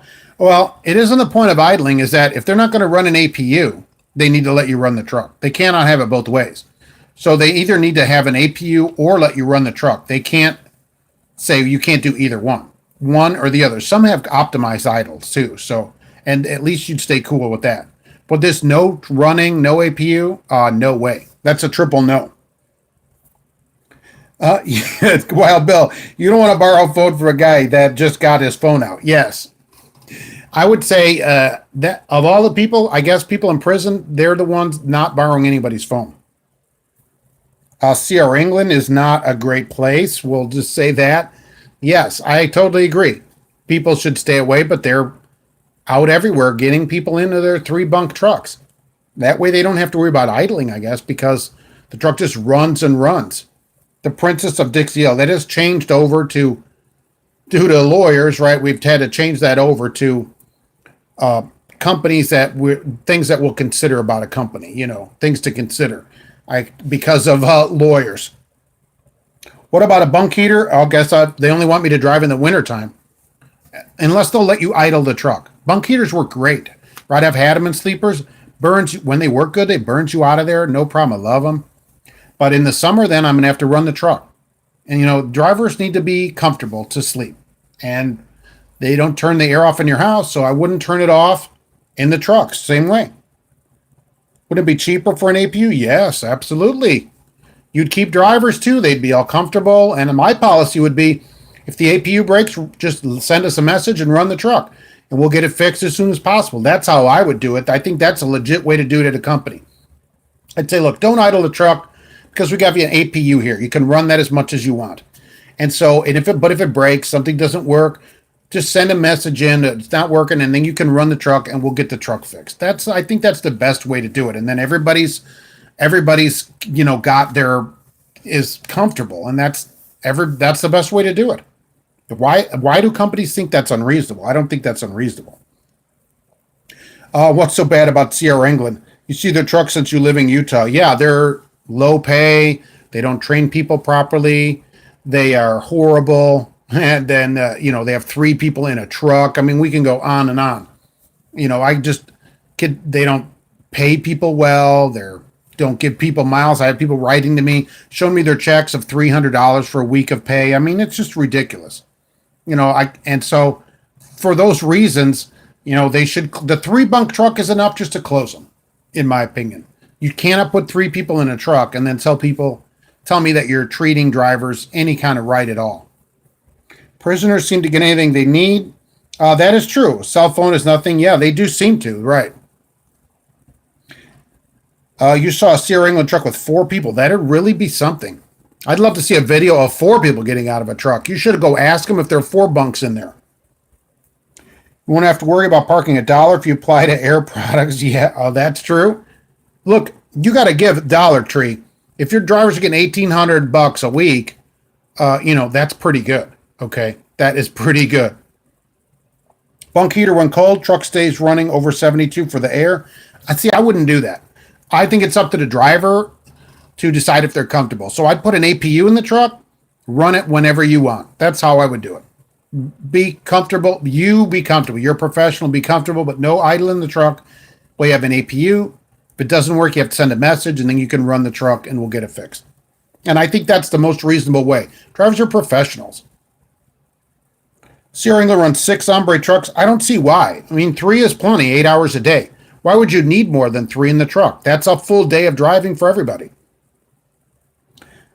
Monica, sharing a bunk. You don't like sharing a bunk? Just scooch over there. You just scooch over, maybe they Rochambeau, Rochambeau, rock, paper, scissors to see who gets to share that day. Draws, England straws, however they do it. Just scooch a little bit. Navajo had a no idle policy. Don't know if they have APUs. You cannot keep a driver. Who stays there? Who stays after the first hot day of not idling a truck? Hot bunking is gross. It's so wet. Turn the air on a little bit, but yeah. Look, I agree. I totally agree. That's the slip seating thing at Walmart. I wouldn't do it. And, I'm not slip seating the bunk like that.